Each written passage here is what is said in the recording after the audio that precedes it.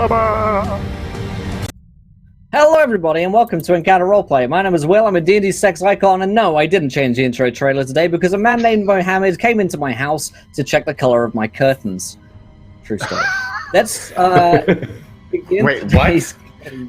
Elaborate Did you not on watch that the story. intro random cloak? Why do I pay you to be here? Well, let's start from the beginning. So, I woke up, suddenly there's no... let's get into today's game. It was a smooth June afternoon morning. Anyway, well, we have the Dan Dillon back with us. Dan, you're from PAX. Dan, how was PAX and how are you? PAX was incredible. I should hope one day to be as cool as that show was. But I'm very happy to be here. I'm ready to play some D&D. I've been missing it. I've been missing you guys, and this is going to be great. I can't wait to jump right into Riodan getting his back laid open by semi-solid tendrils of thorned blood. It'll be cool. Fantastic stuff. That's why I'm here. You know, that's why I wake up every Tuesday is just to get some Dan Dillon vampire sex scene rolling. So let's do that. We have Tool School with us tonight. Tool School, how's it going? I am doing great. I was also at PAX Unplugged, and it was amazing. And I have new glass dice, which are very, very cool that I got from some of our folks who are out there and sell such things. And so I had a blast. It is great to be here. I am playing glass. I am back here today trying to figure out how Riodan is going to possibly ever save anything, much less all of the world and a burning tree. So let's get on with it. Absolutely. And we have Simply Jackson with us tonight. Simply, how's it going tonight? A world champion of RPG sports, I should introduce you as. We this past Saturday did the not Encounter Roleplay, oh my gosh, RPG Sports grand finale. It was really fun, had a good time, and other than that, just been living life. Like I mentioned earlier, everybody was like, I got to go to cons and I get to do this and that, and I was like, I got to pay off my car because I need to adult. I just want to focus on the adult. So but that's again, it. that's still the best thing, much better than any convention really is not having debt. Like I've paid off credit cards and stuff before, but like this was the first time it's like a big chunk of money, like a big loan to pay off. So it felt really good. But other than that, I played Tilly, our fighter dwarf. She is just sitting around waiting on a good time to swing her warhammer and watching everybody get into these very flirty relationships with people and thinking like, she's where's a the dwarf on fight? Dwarf kind of girl. She's a dwarf on dwarf kind of girl. She certainly is. Last session was kind of a dark fantasy dating sim, wasn't it? It was really funny. It was fun watching all the NPCs like casually flirt with these really awkward characters. It was really good. Yeah. If I had to describe my life in 4 words, dark fantasy dating sim, maybe those 4. But we have it's just not a bad way to go. We have McLoken with us tonight. Loke, how's it going, my friend? It's going great. I was going to talk about how disappointed I was with you because the intro is still not updated, but I love you. I'm McLoken. I spend my free time nowadays paying my mortgage, so adulting, and doing a little thing called writing D&D campaigns while I have Band of Brothers on in the background. That's been my hobby lately. So possibly the most middle-aged sentence that you could hope to create. I love Band of Brothers. Okay, I could watch that show on. So do I. But basically, you're my dad now. So what's up? I've already established that I really could possibly be your dad. It's canon. It's canon. Yes, it is canon. Oh, it's canon? Okay. Well, no, Will, you can start a sitcom called My Two Dads, and it'll just be me and Paul Squall being your dads. Yeah, Glass and Cloak, obviously. We'd be the best dads ever. Glass and Cloak would be the best dads ever. Yeah, because if anyone fucked with you, Cloak would murder them, and then Glass would give you teach you how to do magic and have you study. You'd be good at school, and give you mead. Yes, that's true. And also, in many ways, I know where and how to bury the bodies. Yes. But today I'm playing Cloak, the Gnome Ranger. I'm super excited, and I can't wait to see what fucking shenanigans happens, with blood drugs. Blood drugs. Da-na-na-na-na-na-na. Speaking of which, we have Scarlett Moth with us tonight. Scarlett, how's it going? Hello, I'm well. I didn't go to a convention this weekend, but I did my road ready course, so I'm allowed to go get my learner's license now. So I'm Hooray. also adulting, Wow. sort of. I'm turning proud of 23 us. next week. I'm not much of an adult. But I am playing Rowan, the Ravenfolk cleric. I apparently still look like Kari though, because Riodan wishes I looked that attractive, and not as an old bird grandma. Speaking of which, you have a grandma too. We've got my two dads and my drug-making grandma. That's true. In many ways, I play D&D to try and create some semblance of the family that I never had. A dysfunctional Nobody cooks family. like grandma. Nobody cooks up meth like grandma. Does that so make true. Dan our god? Oh boy, you don't want to give me that power. Wow, yeah. No, Dan is the wine uncle. He drinks Yeah, to fair forget that we exist. Oh boy, all existence is pain. And welcome to The World Tree Burns, as we head back into another fun-filled episode. Let's see what else. Oh, we'll be playing Riordan. He's a horrible drug addict, and he's having some kind of vampire sex scene with Dan right now. So I'm swiftly going to move on into that conversation. But before we do, I'll remind you guys of a couple of things. The first of which is we're sponsored here today by koboldpress.com. Go and check those guys out. The Midgard world is fantastic. It's rich. It's got vampire sex in it. What else could you possibly want? Plus drugs. Go check it out. It's awesome, and we're having a lot of fun here playing it. So, also, what else? Fantasygrounds.com, my virtual tabletop of choice. Go check out the demo version for free. It's awesome. We use it for all our games here on Encounter Roleplay, and it is just really good stuff for playing games at home with your friends or online. WaylandGames.co.uk, the go-to destination for tabletop board games, war games, and more. And Tabletop Loot give away a set of dice at the end of each and every show here, and I forgot to do it like twice yesterday, so I think we've got like 3 sets to give away at this point. But last thing is, here's a tweet for you guys. 20 retweets for your decision, and of course you can donate to affect the game as well by giving players nat 1s, nat 20s, wild magic surges, and worse. But I will hand over very swiftly to our Dungeon Master, Dan Dillon, to remind us of what happened last week on the show and to take us into tonight's episode of The World's Tree Burns. All right, so last week we had just sort of an interesting melange of investigation done throughout the city of Zobek, a great deal of flirting with a great deal of NPCs and some very awkward PCs. You guys met with Vandessian Thrick, the leader of the Black Shields mercenary company, trying to just kind of catch him up on some of the things that happened at Castle Shadowcrag. And hoping to leverage some of his contacts that you know that he has to help gather up some information on what's going on. And I think I have a goblin lurking around in the background behind me. Let's see, what else did you guys... Goblins.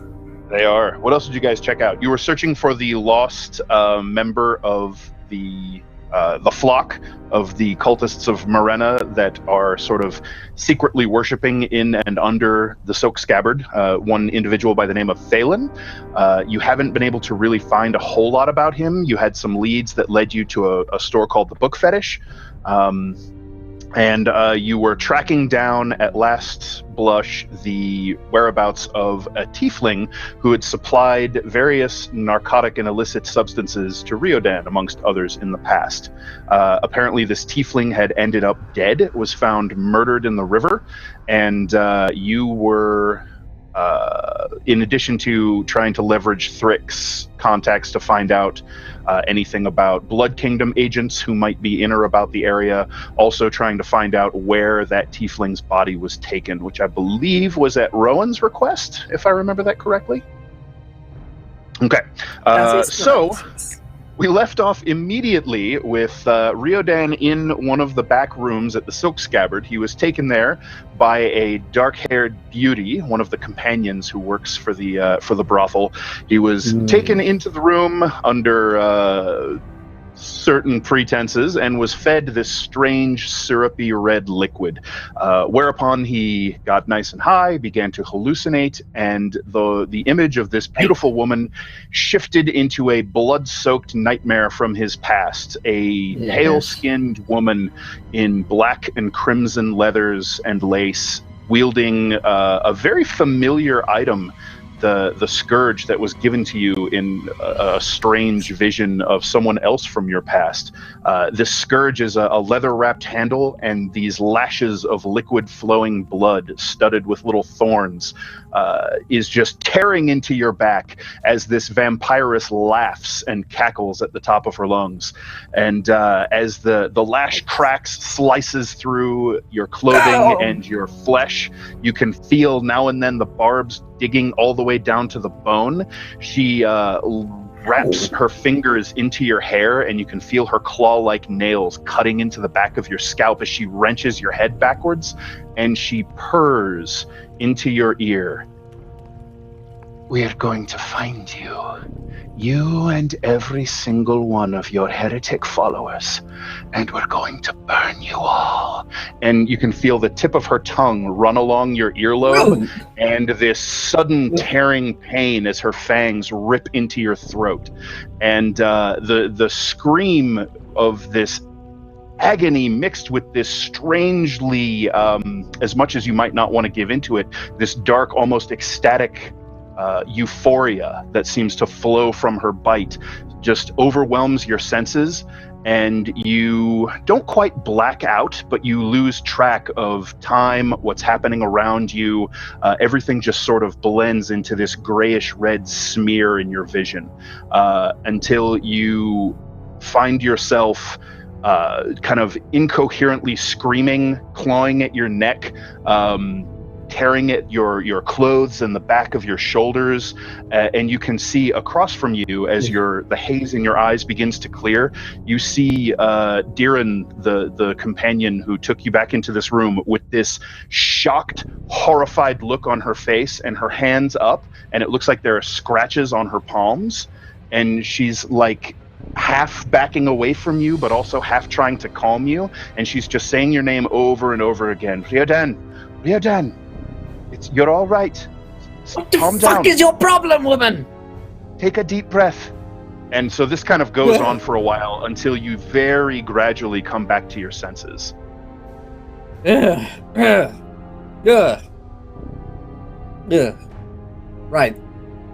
Okay.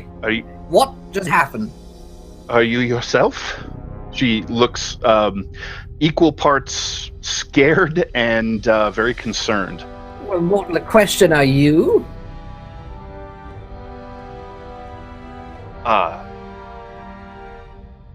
Yes. I look at her. She sort of straightens up and lets her hands fall down to her sides.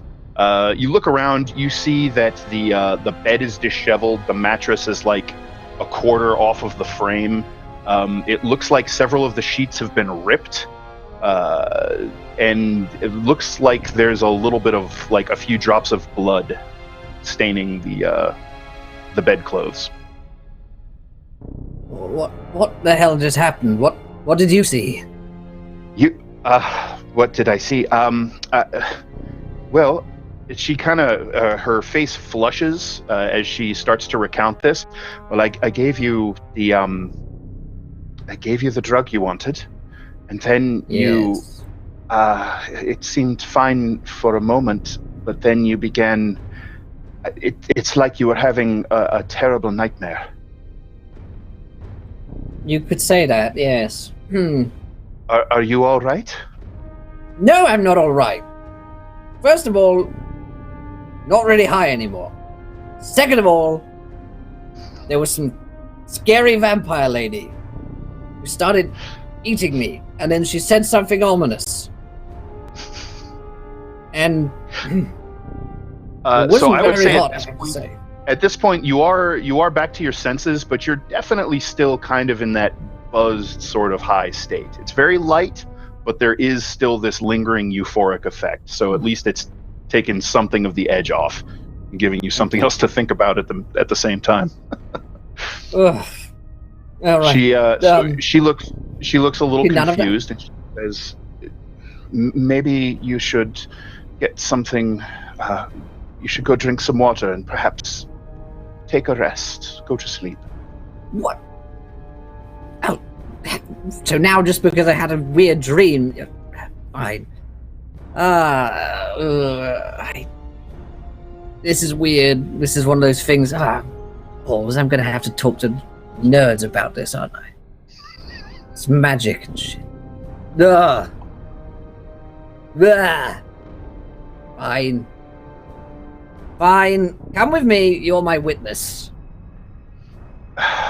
She sort of looks at you dubiously, but nods and opens the door and kind of holds it for you. And I shout out, "Nerds! You're gonna love this." Oh, is he talking yeah. about us? So, Is he talking those of you who were in the common area of the Silk Scabbard, let's see. Rowan was I believe- just outside the door. At the door. Oh, right. You were listening at the door, so you heard all of this. So the door opens up, and you can see Rowan just sort of lurking in the hallway, with her head canted to the side a little bit, staring at the door when it opens. You I like bellow run for the into him. nerds. Yeah. Yeah. Hello. What the hell are you doing out here? Oh, well, My God, were you joining in? No. Oh. I didn't think you were into OV position, but you seem to be having a bit of trouble from what I heard. You seem to be having a bit of trouble. Yes, I suppose I do. It was some weird dream thing started happening, and the scary vampire lady started whispering in my ear. Oh, so Your the book drugs. say anything about that? Well, I don't really do the books. That would be Glazashan that you would need to talk to, but there are things I can tell you. Right. Do you want? Well, go on then. You tell me what you saw. Right. I was there, and things were happening. And then... So at this point, the dark-haired woman sort of raises her hand in a one-moment gesture and wanders out into the hallway and toward the common room. The rest of you who are in the Silk Scabbard, the door to the back hallway opens up, and a somewhat haunted-looking Diren, the woman who dragged Riodan off to the back, at this point probably say about half an hour ago, maybe 45 minutes, it's been a little while. She comes out and scans the bar looking for the rest of you, and assuming you all haven't left, she comes over to where you're seated. Hello. Could the Tilly three of leans in the you... glass. Is this how women always look when he's finished with them? Stunned. You're muted, Squall. There's a silence spell on you. More or less. Actually, the men usually look worse. So she comes over and she smiles somewhat weakly at you and says, "Would the three of you please follow me? I think your friend has important things to tell you." Are you okay? Oh yes, I'm fine. I'm not so sure about Riodan. Well, we knew he wasn't fine, but Well, like I mean, more than before. Fine. Yes, I would think more than before. Aye. All right. Right. Right, so she leads you back into the room and kind of gestures for you guys to go in. And she actually stays out in the hallway. So if you want to close the door, go in, talk, whatever you want to do. yeah, I'll probably So be the we- last to go in and shut the door behind us. You don't want her in? You don't think her opinion would be important, or her side of the story, or what happened in the room? She didn't take the drug. No, but she saw him when he was on it. I mean, we can ask her later. It's not like she's going to go anywhere. Oh, all right, sure. All right, I mean, so you she's guys gotta head make some in, money. and you see Riodan. His shirt is untucked. It looks like his shoes are off. He's barefoot. His shirt is cut or torn. The room is in a little bit of a shambles, and he's got like deep scratches that look like fingernail gouges on the side of his neck, and sort of at the nape of his neck at the back, and between his shoulder blades, and a little bit on his collarbones. And he's got like a little bit of skin and dried blood caught under his fingernails.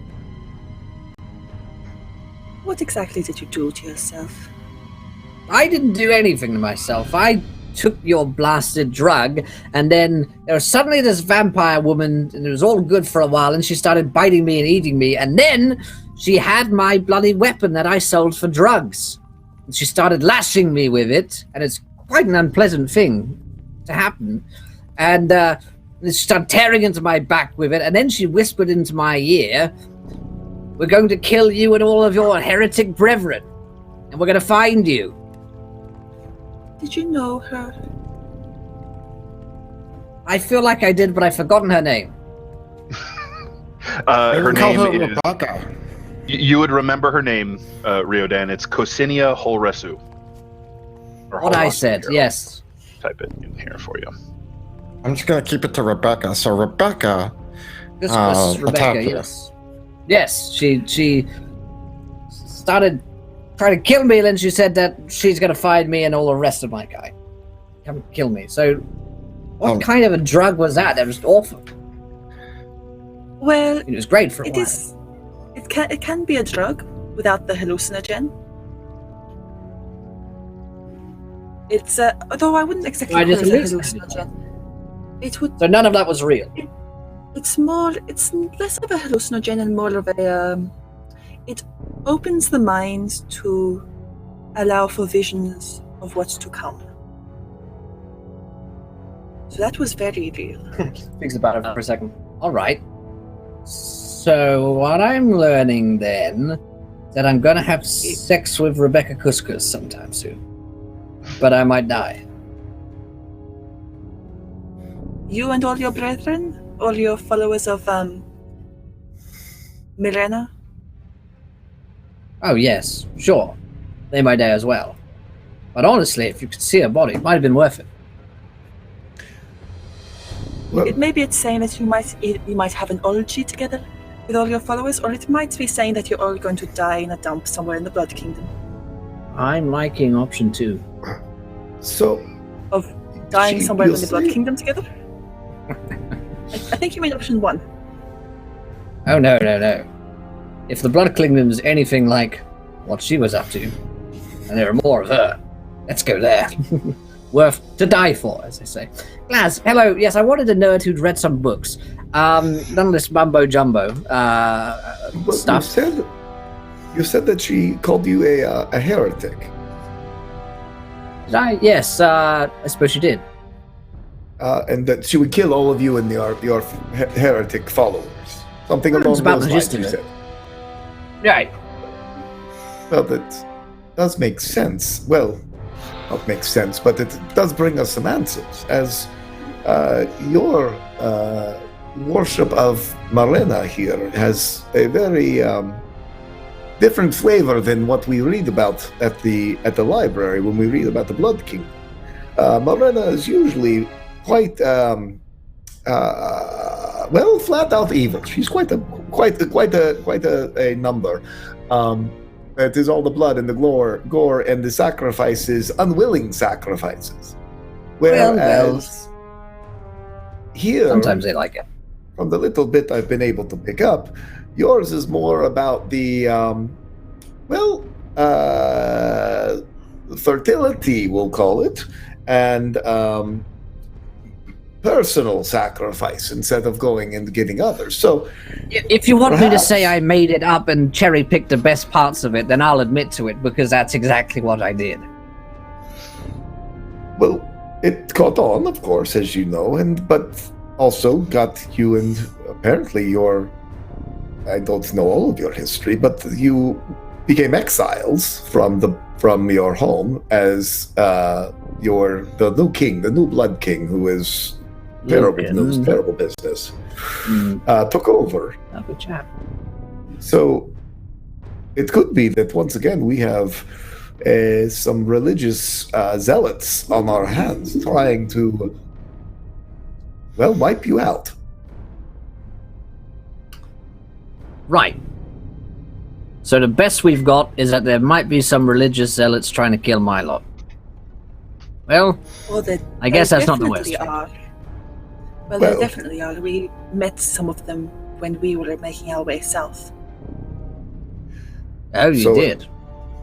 Okay. Perhaps the prophecy, this whole "you're going to save the world," Well, I still don't believe it. Well, no, but here's the thing.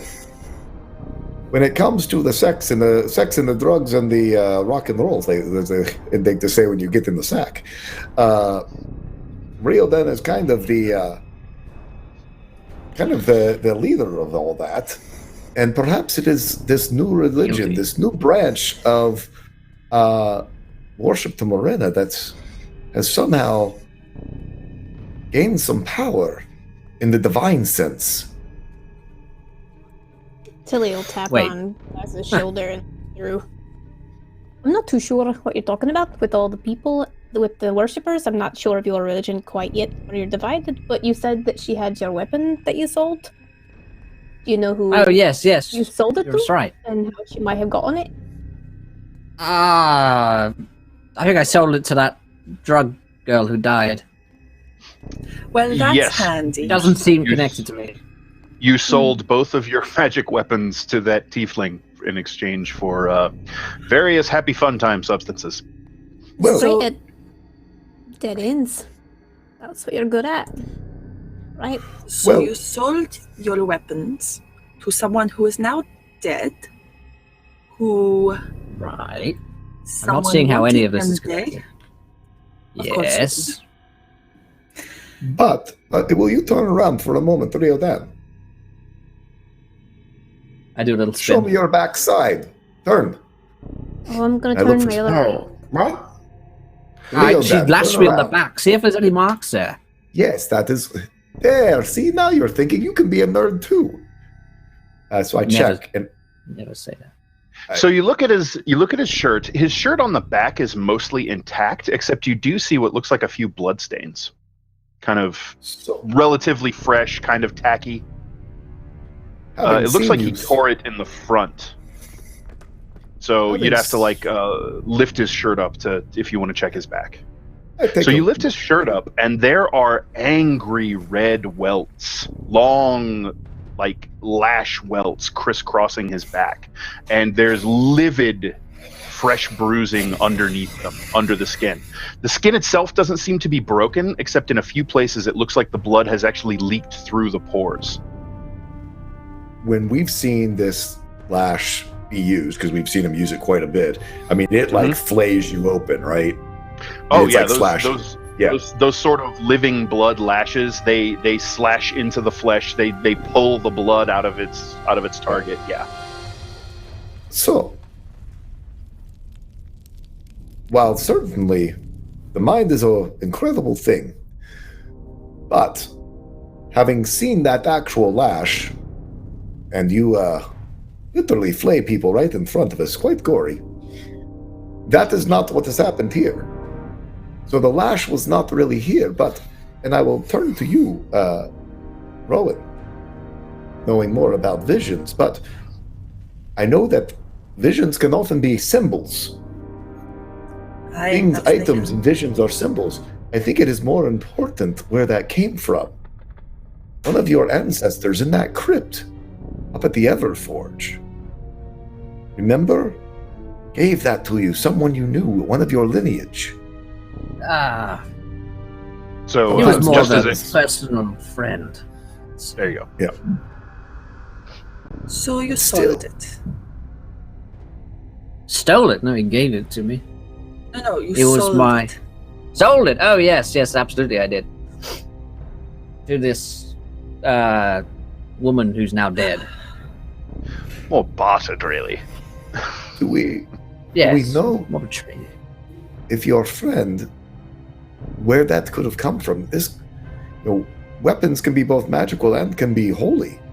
Was this some type of mean, certainly blessed by Morena just because of the blood, but maybe now tempered towards this new sect that you have founded.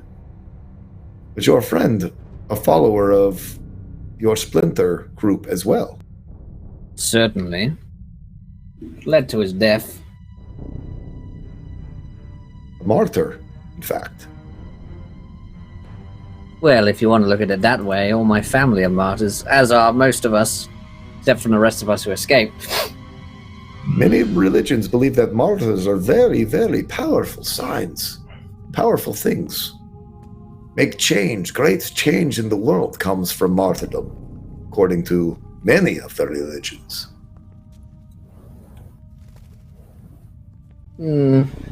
I suppose it's possible. I mean, certainly the weapon was magical in some sense, and it was blood magic that it was using, so I guess I never really stopped to think about it, but I don't know exactly where he got it from. Maybe my goddess. Perhaps. She does play both sides sometimes. Wait. Even gods sometimes have masks, right, Dan? Masks, that's what we call them here.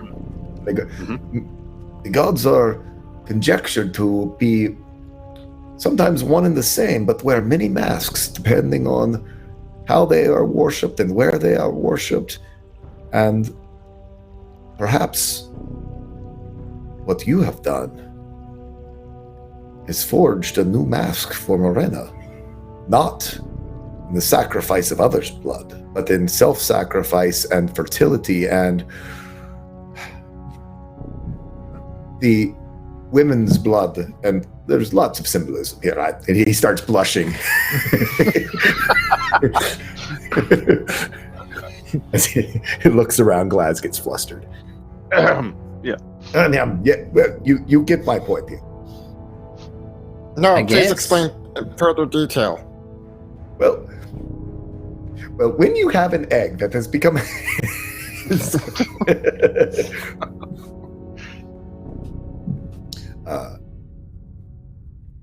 so If only we had this weapon, I might be able to help identify something.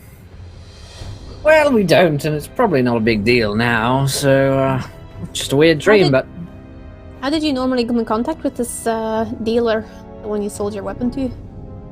I Was would there an see in-between them. or somebody you knew? Oh, where'd you go?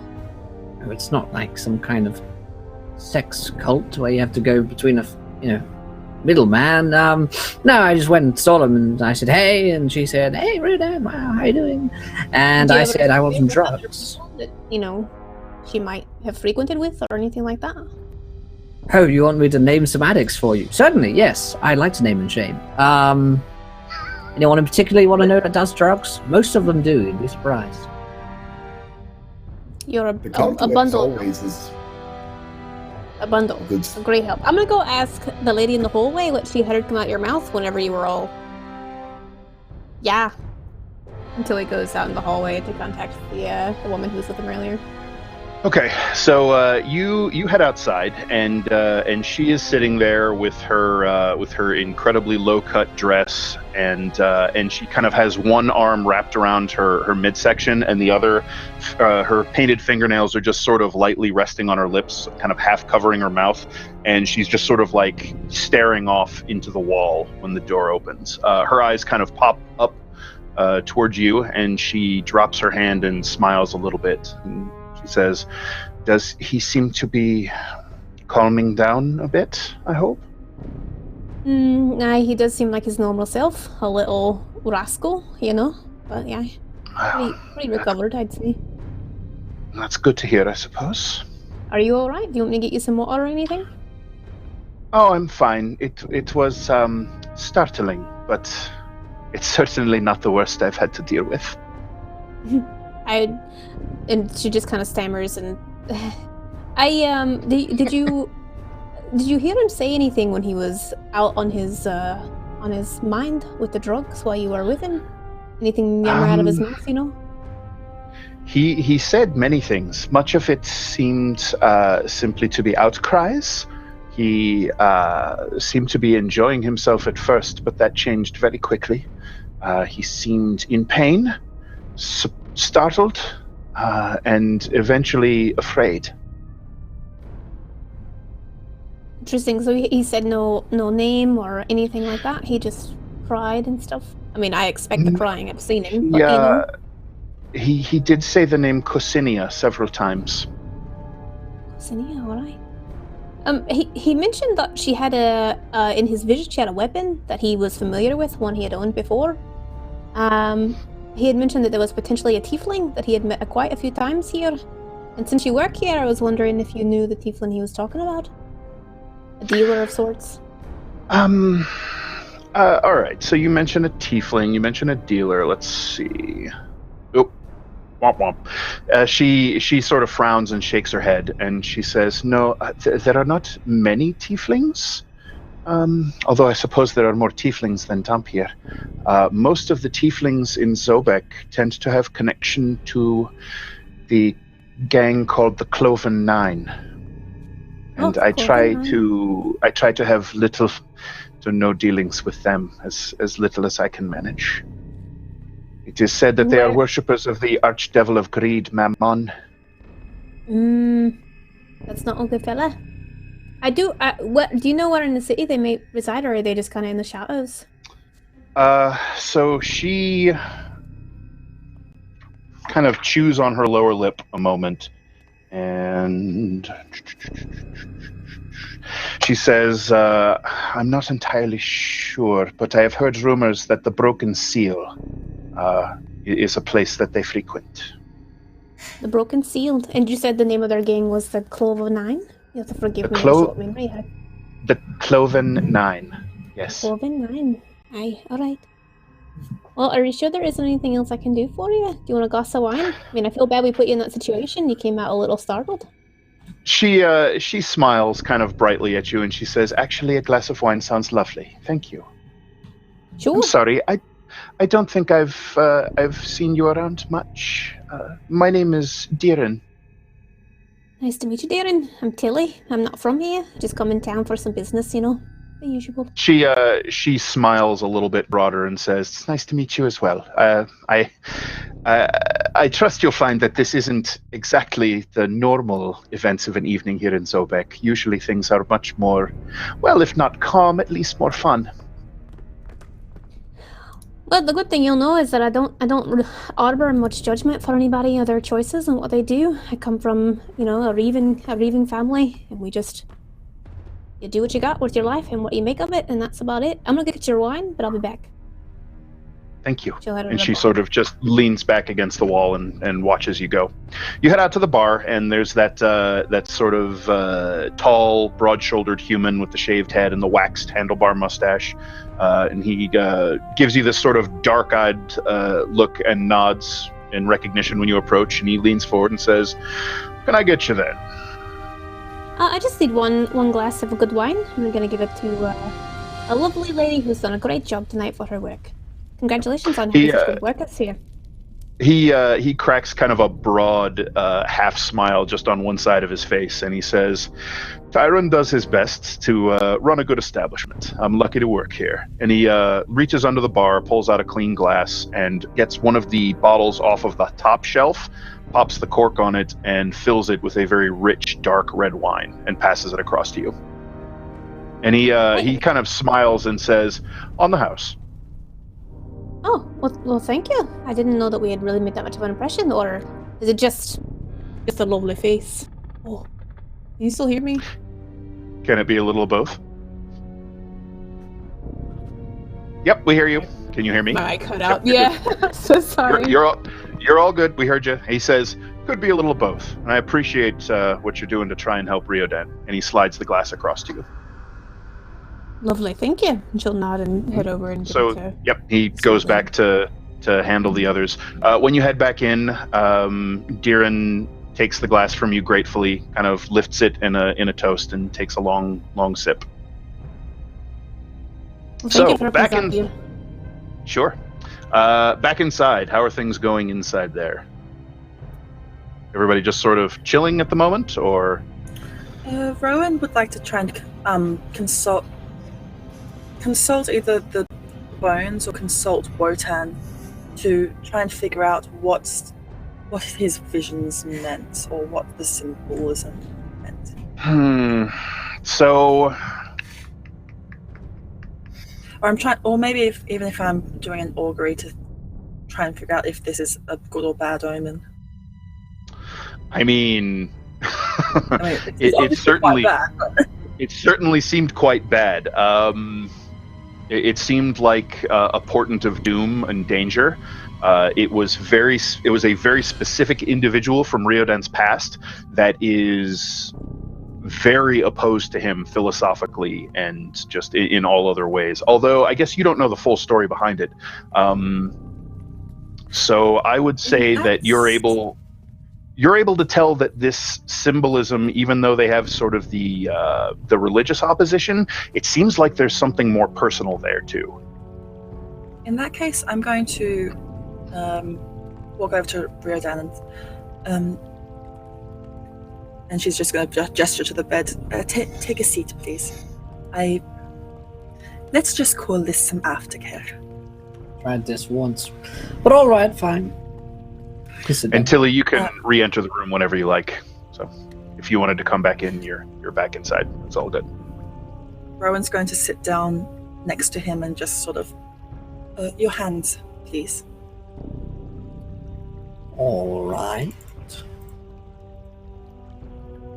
Asks him to put them out, and she'll clasp one of them and start using taking a couple of minutes to do a glimpse of fortune. JJ, what am I doing here?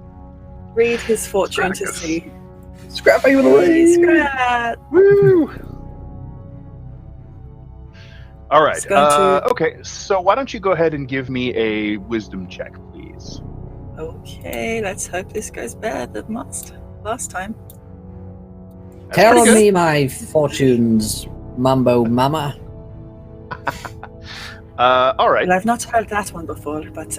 So what specifically are you trying to figure out? Are you just kind of doing a general glimpse of fortune, or are you trying to get any particular... Doing a sort of general, just to figure out where his path has led him so far, and also if I can divine whether this vision that he's had on his high might be a portent of something that's to come.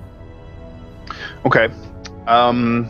So as you're sort of casting the runes and taking in what you can of him, this feels very significant. It does not feel like a simple hallucination or phantoms of his imagination and past just sort of being drawn back up to haunt him. You feel the weight of destiny upon whatever the hell happened in here in the last hour or so. So it's very significant. There is definitely a feeling, this sort of oppressive weight of danger and doom that settles over your shoulders, and it feels almost like his hands have become lead in yours. Kind of, you have to push a little harder to hold them. And it, let's see. You feel like, yeah, I don't know. That's probably the biggest general feeling you get off of everything going on here. So you're at least able to. You're quite convinced that these events and visions were significant and not mere random fancy. And more specifically, do I feel like this? Was it Cosiana? Cosinia. Cosinia. Do I feel that she or her ilk are perhaps hunting him? Or is he, do I get the feeling he's being hunted?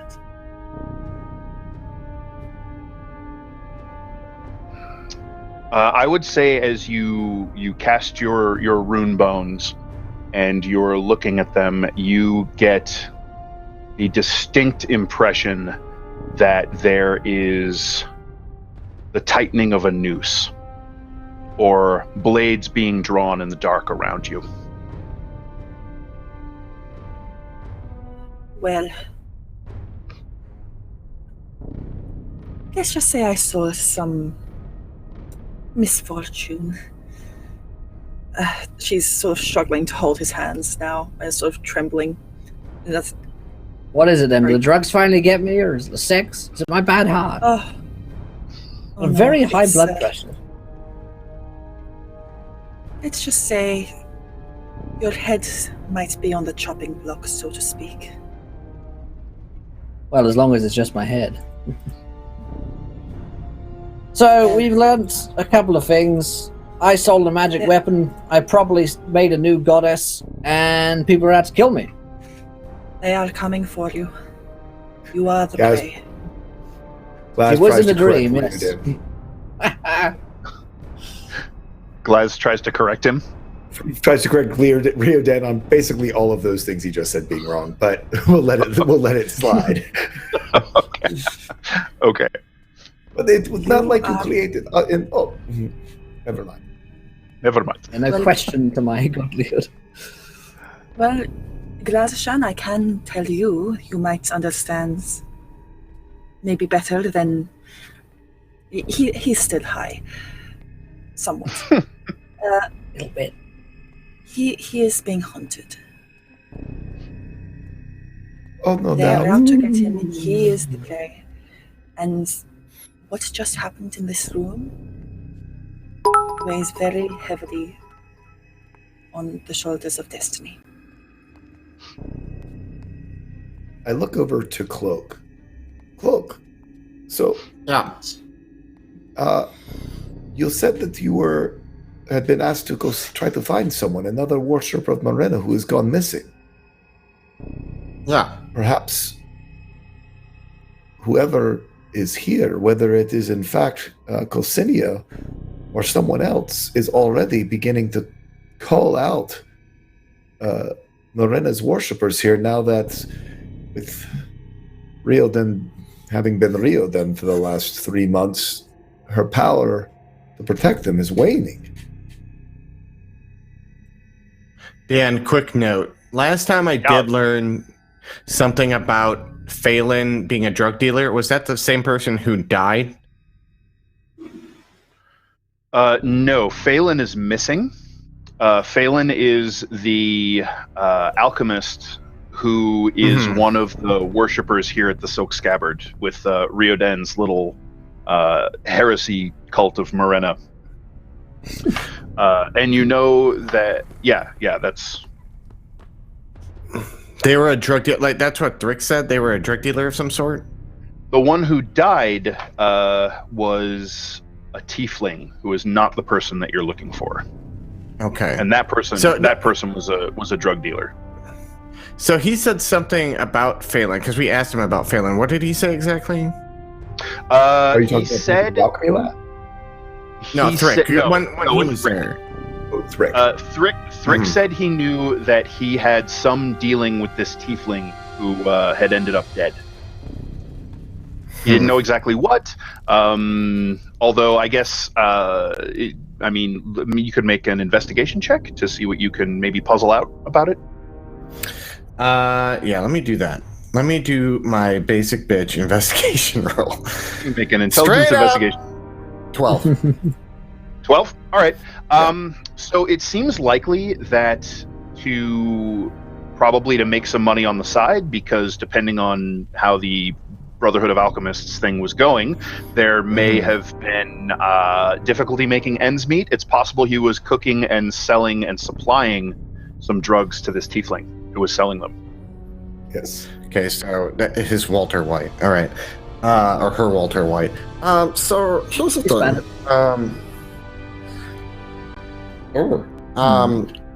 With the Phelan, with what Thrick said and the tiefling being killed, it's more likely that it's something to do more about the drugs than anyone being hunted.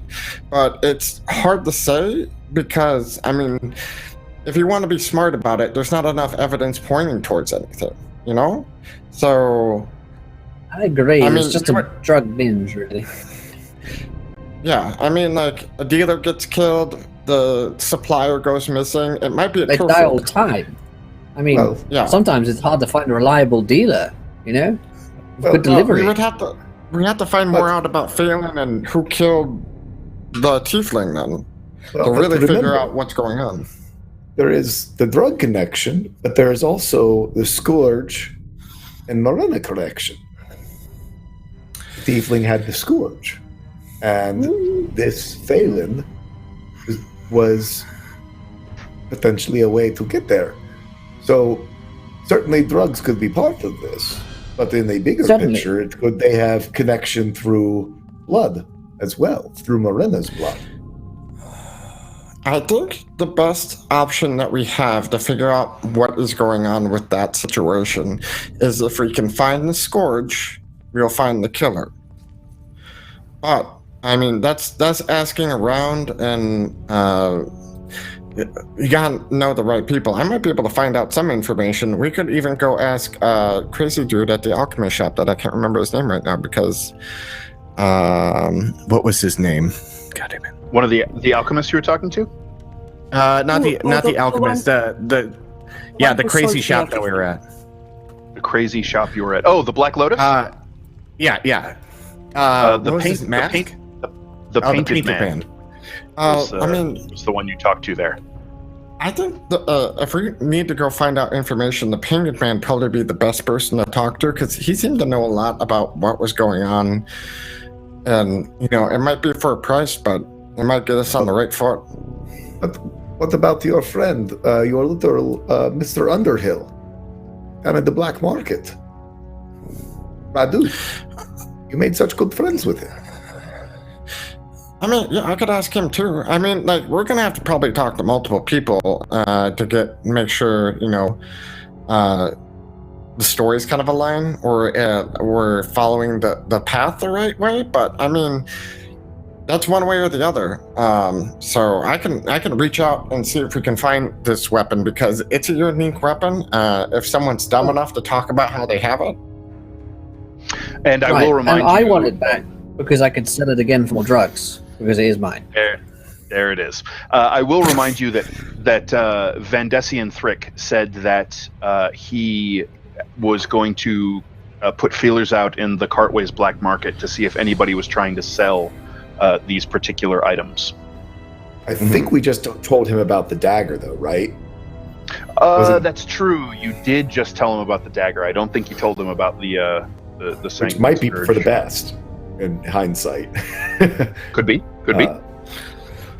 Because theoretically, this tiefling had both of them. So without immediately tipping off folks that were looking for the Scourge, if we follow the dagger, find the Scourge, maybe. yeah. Well, here's the thing. Now, his weird drug vision that he had, I mean, if it is true, what you have to consider is that maybe one possibility is that if he doesn't follow Morena again, that this is what's going to happen, is all those people are going to kill. But, I mean, that's one way to take it. If that's the case, then, his people might be fucked because he's not taking it up anytime soon, are you? No, can't say I am, darling. Okay, so, Riodan, I can made it offer up a in the solution. first place. Yes. I can offer a solution at least to your drug problem. I am able to The make solution is drugs, darling.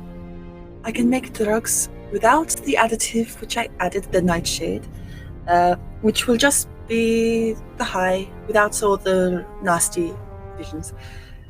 If you were to stay with us, you have an unlimited supply and won't have to pawn off which one of your belongings. Unlimited supply of drugs is what you just said, right? Aye.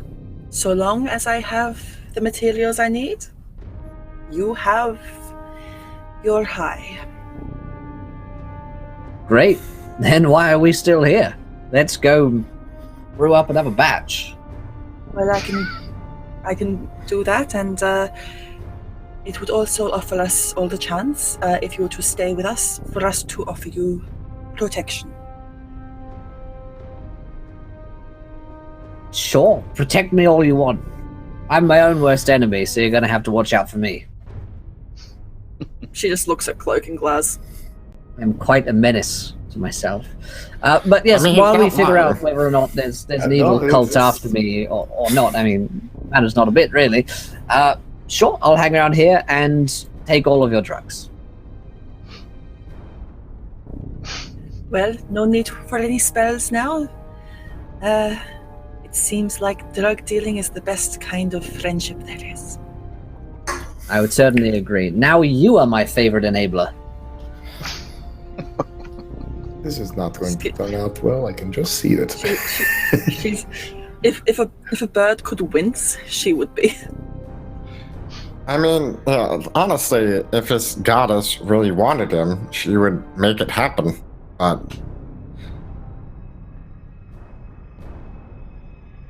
Why? Well, I'm waiting for the Sometimes- blood lightning bolt to strike me.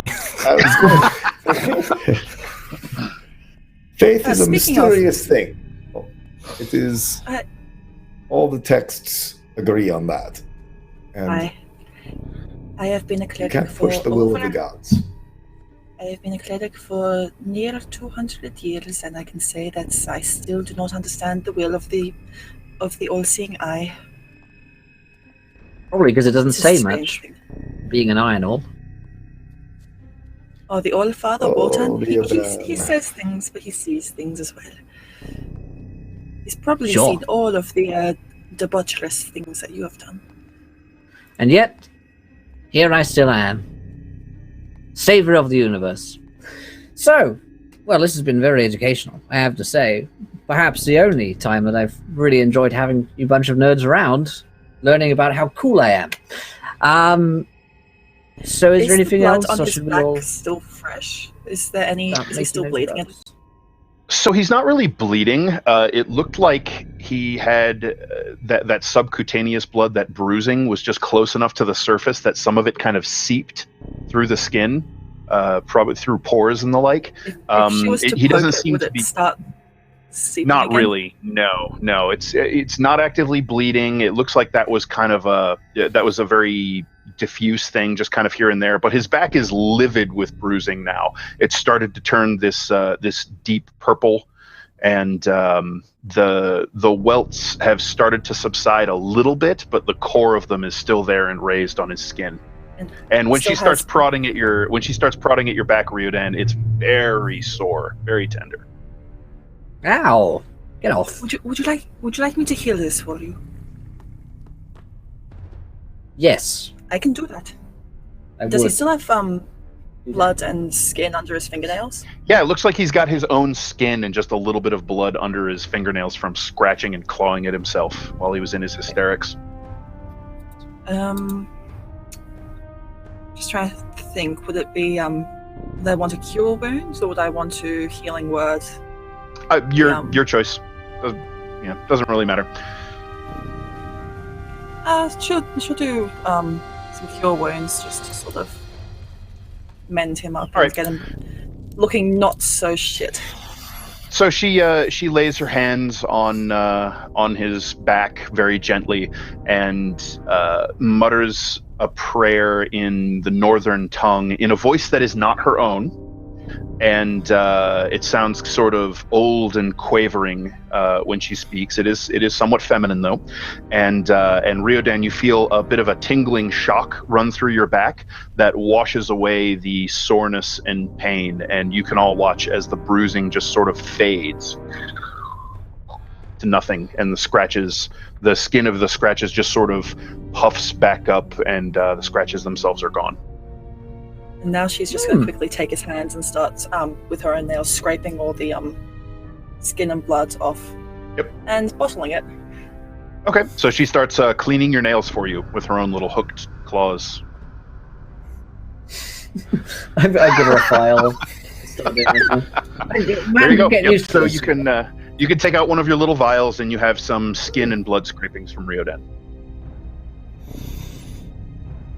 Just No problem. Stop at that and put it back in my pack. So Just- what's the she starts what's sort of flicking her beak.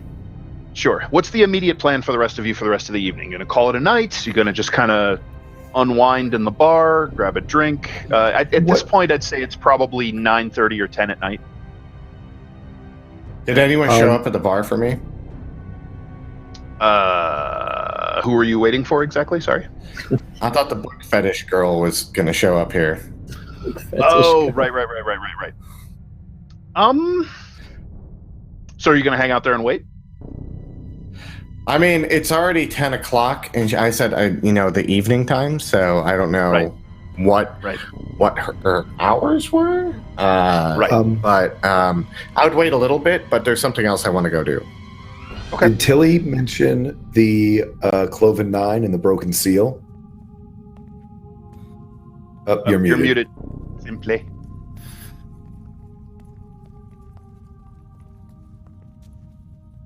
Oh, her mic did the thing. All right, I think she's reconnecting.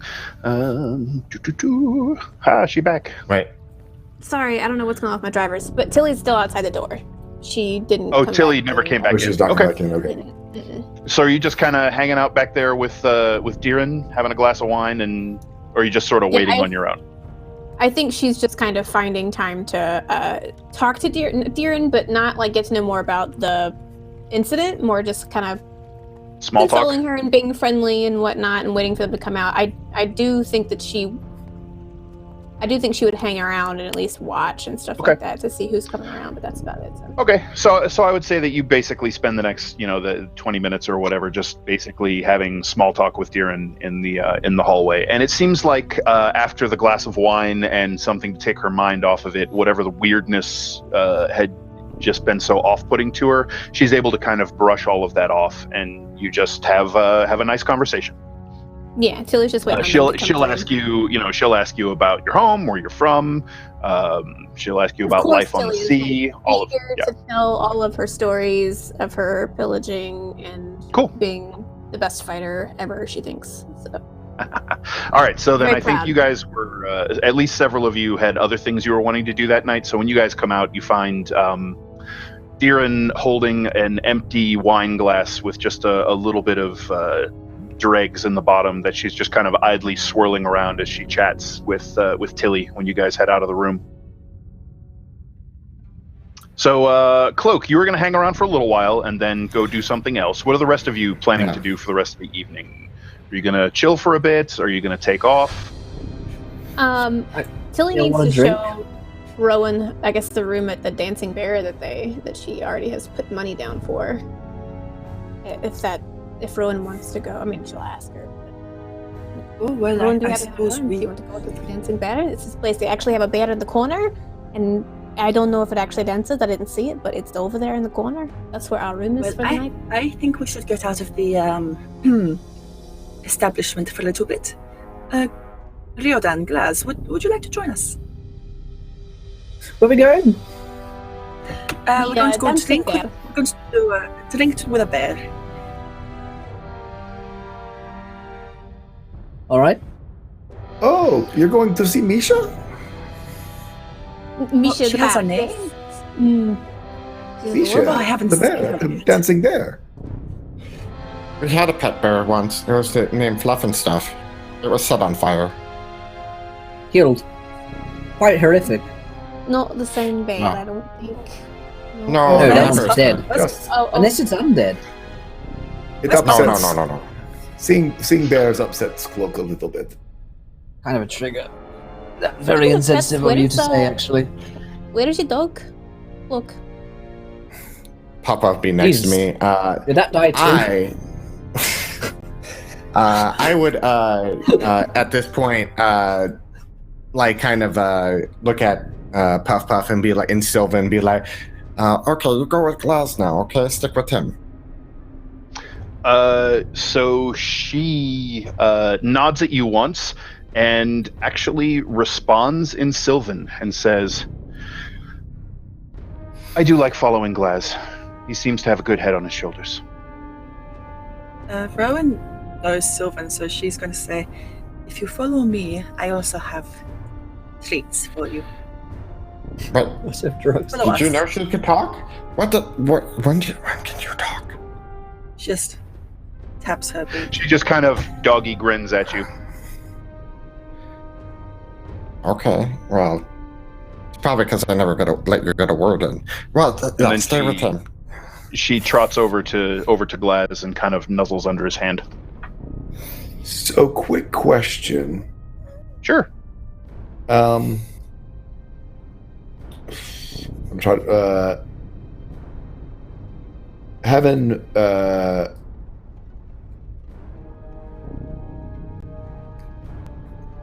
trying to figure out how Glaz could end up at the Cloven Hoof, but he hasn't heard anything yet. So I guess I'm just Yeah, sorry. He probably is sorry. just going I'm to- gonna tell Rowan and nobody else right now. yeah. So, but Glaz, hearing that we're looking for a tiefling, probably would, and having heard of the Cloven Nine before from Thrick. In fact, that we had been talking about them with Thrick because I thought that possibly, Glaz could maybe put together that Thrick told him it wasn't void speech and that it was infernal, and that the hoof thing. That's a long stretch. That's a long walk for him to make. Okay, so Glaz is. I guess he's going to go hang out with Valia. Okay. Maybe have a All right, game Sure, on you something. want to come see the dancing bear, Misha? You seem pretty excited about her. I miss Stuff and Puff as well. Puff and Stuff. Sorry. I'll come. Huh? I don't miss the bear too much, if I'm honest. Smelled a lot. I'm sorry for your loss, Glass and Cloak. But I lost her too. So you don't Riodan- just sorry. care. It's true, but I'd Riodan like to and- be included. So Glaz Rita, also Tilly, knows that- sorry. and Rowan are going to the Dancing Bear. Glaz, you're going to hang out and play games with Valia. And Cloak, what's your plan? Because Glaz knows that when Cloak sticks the dog with me, he's going to go get himself into trouble. Watch the dog. I don't know what you're talking about. I would hang out with Glaz for a little bit. If no one Okay. showed up from the book fetish, I would leave. Okay, so you're going to hang for a while. The three of you have left. I'll say boy. about 20-ish minutes later, nobody has shown up from the book fetish. However, you do see that short-haired woman in the leather armor that was with Thrick earlier that night come back into the room. She sort of makes her way past the bouncer. Thank you very much for the boots. And she saunters her way into the room, takes a quick scan about, and sees probably Cloak and kind of sitting there drinking his water or milk or whatever he likes, and Glaz and Valia playing some card game. And she makes her way over there. She just sort of sweeps a look at you, reaches into a pocket and pulls out a scrap of parchment, slides it across the table toward Cloak, taps it once with her fingers, turns and walks out. I put my hand on the thing and I said, "Oh, thank you," and then wave and kind of like nonchalantly take my hand up and the paper's gone. Sure. Yep. And then taking a peek at it under the So table. you check it out. And it looks like it is a brief address given for a graveyard and a notation on which grave, on a specific grave. Okay, I remember that address, and I hand it off to Glaz. Okay.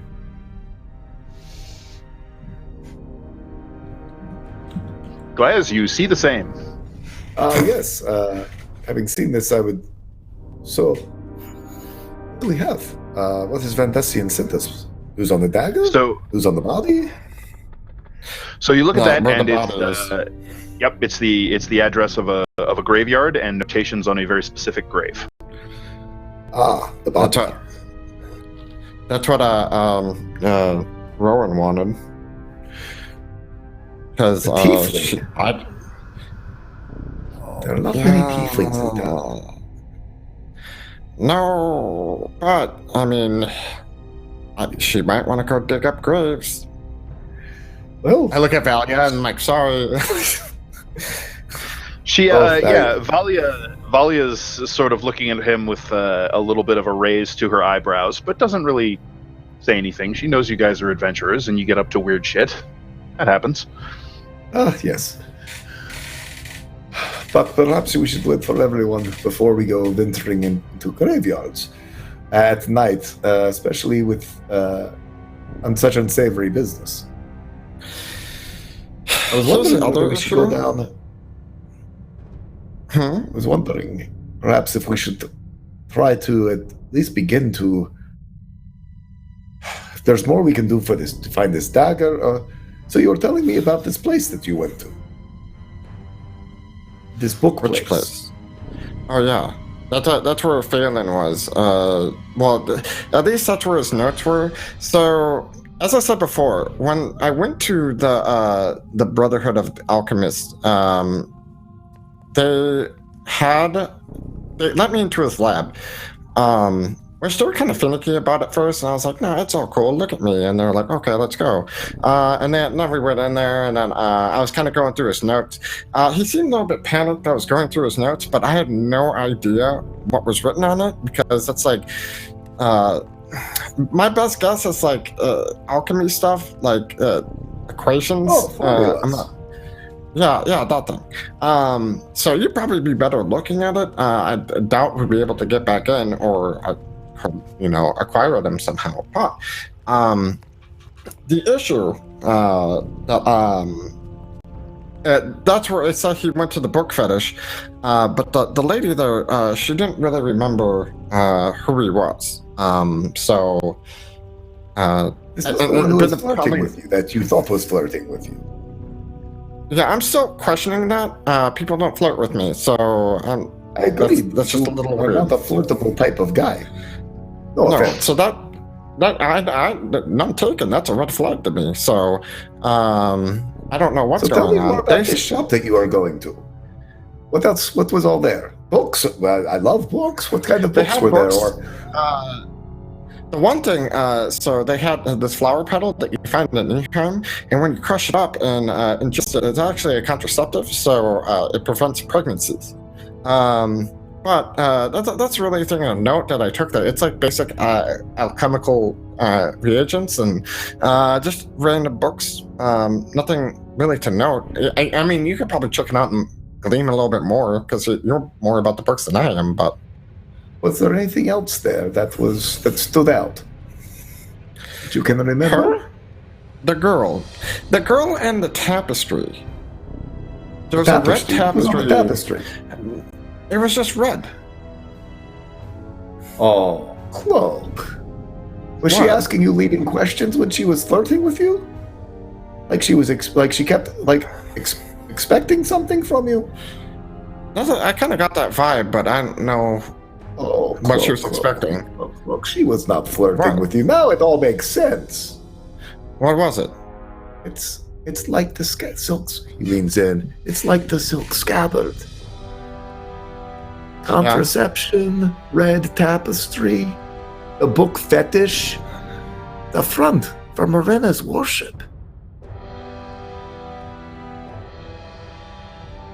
Oh. She wanted a password or something to let you know that you were a friend. It is illegal to worship Morena here. You know that.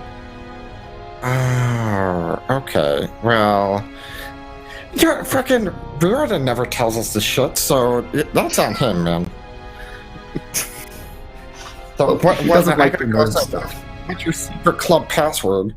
Wait, where's Kessa? Is it Kessa? Kaja? Dan? Kaja. Kaja. I always want to say Kesha, and it's not Kesha. It is not. Casa del Kaja. So, that mystery is solved. Of course she was not flirting with you. So I feel much better now. I know. I feel so much better too now. Oh my god, I was worried about that all day, and I thought she was going to show up here, and I was going to be like, "Oh motherfuck!" And then don't worry, you're not attractive at all. You won't have to worry. The narrator voice cuts in. She was definitely flirting with Cloak. All right, so you're looking for Kaja. You can find her without too much trouble. She is not out on the floor at the moment, but if you let someone know that you're looking for her, she'll come out and find you. She does so a few minutes after you send word, and she says, "Hello, Cloak. I heard that you were looking for me. How can I help?" So I'd be over by the table, and I was like, "Come here for a second." So, sure. Have you ever been to the book fetish? She sort of narrows, her eyebrows pinch together a little bit, and she says, No, I don't think so.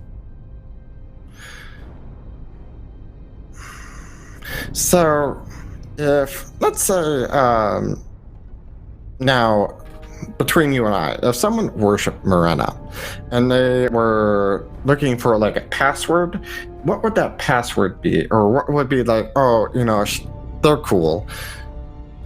Like a phrase? Well, she kind of looks around to make sure nobody is close and overhearing. She says it could be any number of things.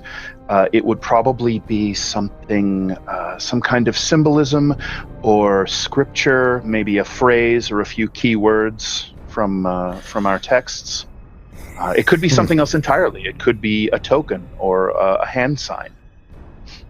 We are trying to find Phelan, and the path leads to there, but I am conjecturing because, well, the bookshop keeper was flirting with Cloak, which made no sense at all. So I was thinking that with it being with contraception and with a big red tapestry and called a book fetish, that perhaps it was something a bit more than just a bookshop.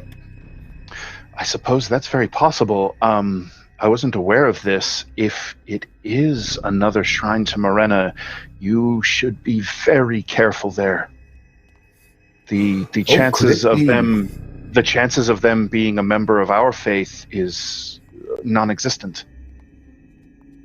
It is the old worship of Morena, Marisha, the Blood Kingdom's way. Most likely. That's not to say that they would simply kill you for asking or looking, but you must be very careful. So would it make sense that Phelan would be hopping the fence between the two? I don't know. That's a little disturbing.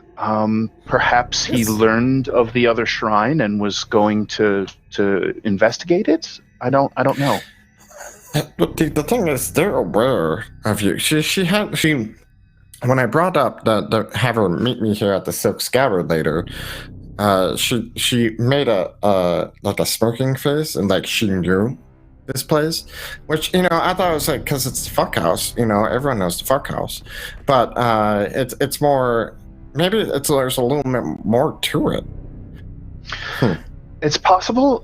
It seems more likely that she simply recognized the business that goes on here, but it's possible if this is a house of Morena's old worship and they did know about us, that's very bad. I hope that's not the case. Yeah, so here's the thing. And I'm gonna kind of describe the girl like she has blonde hair. Like I don't remember all the details, but like she was human. She had blonde hair. She's elf-marked, right? Elf-marked? I believe she was human. She was human. Sorry. Yeah. And she had very prominent dimples when she smiled. Yeah, you describe her. Kaja shakes her head and she says, "No, that doesn't ring a bell. I don't think I know her." And you got her name too. You tell her name, so. Yeah. It was Liliana? Layla. Because McLuckin's... Yeah, okay, Eric Clapton. It's awesome with names. Sorry. Yes. I was like, well, if you see that person, keep an eye out, but don't be too suspicious. Because if that is the case, it might be Glaz and I reading into it. I might be very paranoid, and Glaz might, try to find deeper meanings when there is no deeper meanings. I am not a conspiracy theorist. I know you keep saying that, but things are always more complicated than they seem. Yeah, do you remember the hidden library that you think is at the Collegium? There is a hidden library. I tell you, it is there. You can look at all of the, even though it doesn't show up on the blueprints, I'm sure it is there. It is just a very, very clever illusion. I will figure it out. We spent a week looking for this secret library. And it's just going to take a week more. I will find it. Okay, well, one day. All right. But So the three of you were headed to the Dancing Bear. You guys head in. It's later night there, but there's still a crowd. When you head in, it's a tavern on the Docks District, not too far from one of the tributaries of the river, near the bridge leading to the gullet.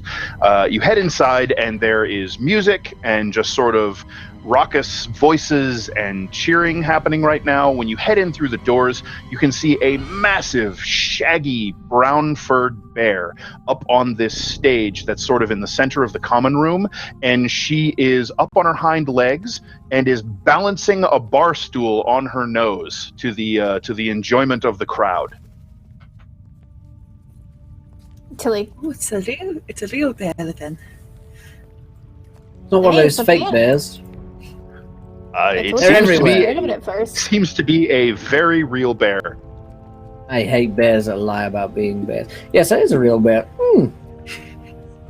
Marvelous. All right, so you guys head in. Before. You're able to find yourselves a table kind of off in one of the corners and get some drinks, food if you like. It looks like their kitchen is still running even at this hour, and the bear just goes through this. Basically, yeah, it's kind of this little half circus, half like street performance routine of dancing and doing tricks. Like it kind of walks on its back legs and occasionally balances on its front legs with its hind legs in the air, doing sort of a bear handstand. And it kind of capers around, and people cheer and laugh and throw her treats, which she snatches out of the air and devours greedily. And after a while, the show sort of winds down, and they put a large bowl full of honey on the corner of the stage for her, and she just sort of flops down, wraps her massive paws around it, and just drives her snout into the honey. Well, that's Bravo. the life right there. Bravo. As far as you can tell, spending some time kind of scrutinizing the whole scene, it does not appear to be any sort of illusion. If it is an illusion, it's a pretty good one. Don't you just wish that you could just perform and eat honey and get snacks all day today? She orders 2 ales for me, yes. 2 ales. Raw meat for my friend here, yeah. See, that's all you have to do, you know? No performance needed, just ask for it. What do you want anything with it then? Are you okay? I look at like the slabs of raw meat. You know, I think I'm good. Just Can I ask you a question, Ryuden and Rowan? I wanted to tell you about this. I got a little tied up and talking to the poor lass who got stuck with this guy while he was under the influence, you know. But stuck with me. She came on to me. Just talk Basically to her me. fault. Do you have you heard of a place called the Broken Seal? Is that the place you went to meet your dealer friend? The Broken Seal. Gotta be. Ryodan, you've heard of the Broken Seal. You've been there a time or two. I mean, you and Kane used to do the occasional pub crawl through the dive bars, and that was one of the more thrilling ones because it has a dark reputation. And there were, in fact, a large number of tieflings there, and it was an interesting place.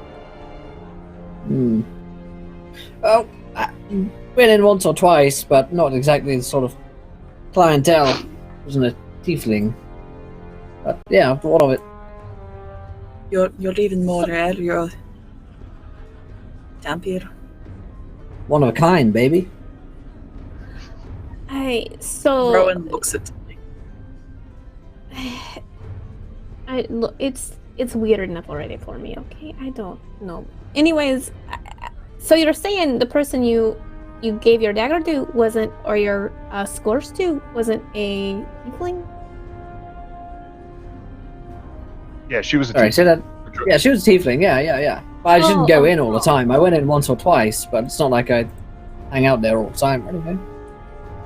Alright. So, and she leans a little bit over the table. She mentioned a cloven of 9. Is that something that your friend was tied with? Rowan, have you? I mean, you probably haven't heard anything of this, but Right. does that jog your memory at all? Does it jog anything? I didn't know it that well. Riordan, you've heard of the Cloven Nine most recently because the Black Shields have apparently been into some scuffle with them. Ever since one of the Black Shield members was found dead with infernal script carved into their forehead, apparently that was sort of pointed at the Cloven Nine as having murdered that guy. And so there's been some bad blood between those two gangs lately. And rumor has it that the Cloven Nine hangs out at the Broken Seal. And you do remember, I mean, there were open tieflings there that seemed not only okay with their devilish heritage, but really to sort of flaunt it. And the Cloven Nine are said to deal in curses, slave trade, summoning, assassinations. I pretty much relay that information, I guess, but in a less helpful way. Yeah. That sums up the campaign. So it takes a good Yeah. 20 minutes to drag out of him what I gave you in 30 seconds. So An ale down. All right. I'm just curious if another ale for my friend here. Thanks. What are friends for? I'm just another curious round comes to the table. if that's where we'll find anybody who's affiliated with the potential death of your tiefling friend. I don't remember her name. What do I? It's For that okay. matter. He probably does. He doesn't even remember it. But probably, if I'm honest, probably they are at least would know more than I do about it, seeing as they all hang out there together. Probably got their even weirder tiefling versions of our gang, you know? It There'll be like a concerns me tiefling that- cloak little one. No, I'm pretty sure you're one of a kind. Honestly, Thank you. not a compliment, but Well, I'll take it, everyone. One of the Black Well, you Shields could do it. was No, what'd you say? Sorry, I couldn't hear you over the beer. one of the Oh. Black Shields said they will. She'll stop and get some jerky out of her pack. No, actually, she'll take some of the raw meat and she'll toss it at Misha. So when you look over, it looks like I think it's Masha. I don't remember. Yeah. So the bear has finished eating the honey out of the bowl, and it looks like had started chewing on the wooden bowl itself. You can see big gnaw marks and a few chunks out of it.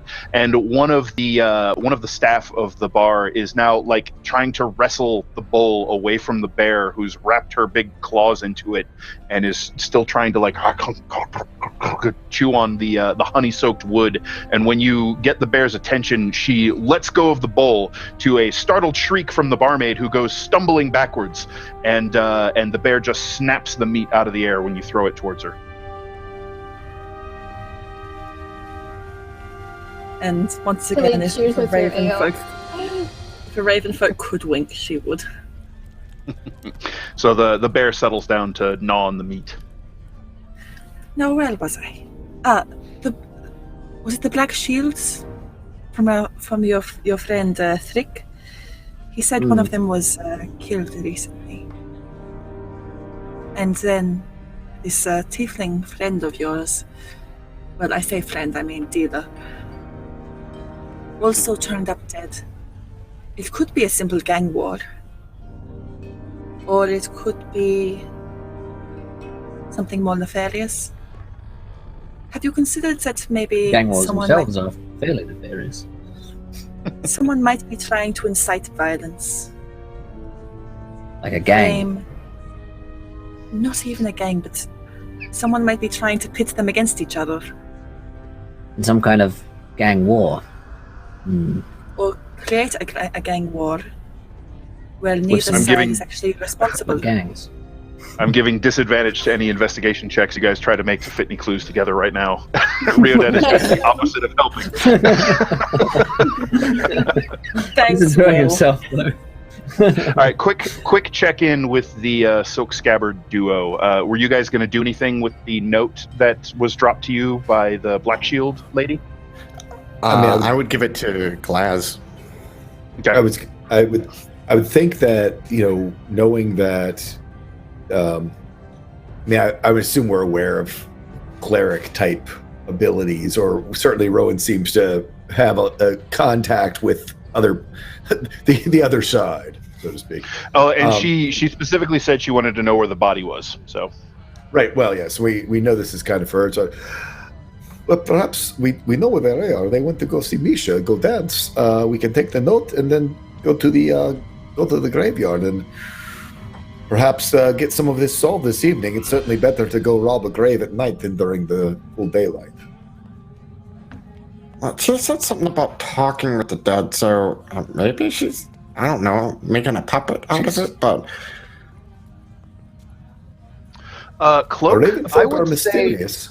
Cloak, I would say that you have occasionally seen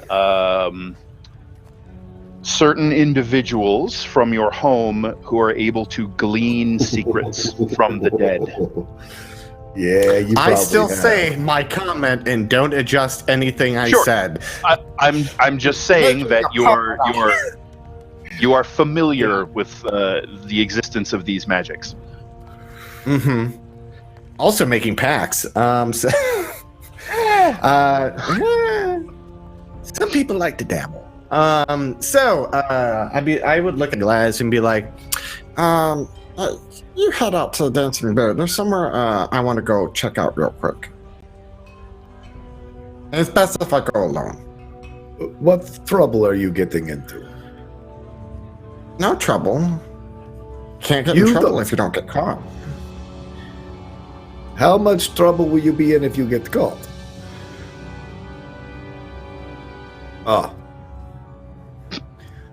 Perhaps you should wait and not do that right now? No, I should go right now. You almost got Hey, killed last time. No, it's not gonna be that kind of thing, okay? I'm just gonna go, walking around. Glass holds up a mirror. Have you met this person? The one right here. With the mirror? I don't know. That person behind me? Are you trying to tell No. me something? Not that one.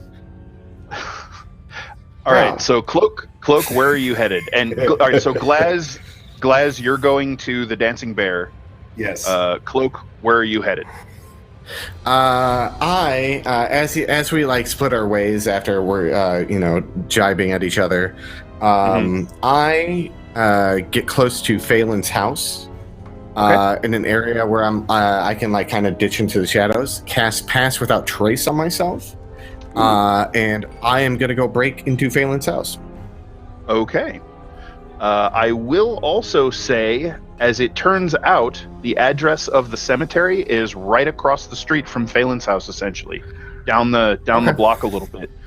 If you look at the map, you remember there's a shrine to Saint Charon by the bridge there, just on the outside of the wall of the Kobold Ghetto.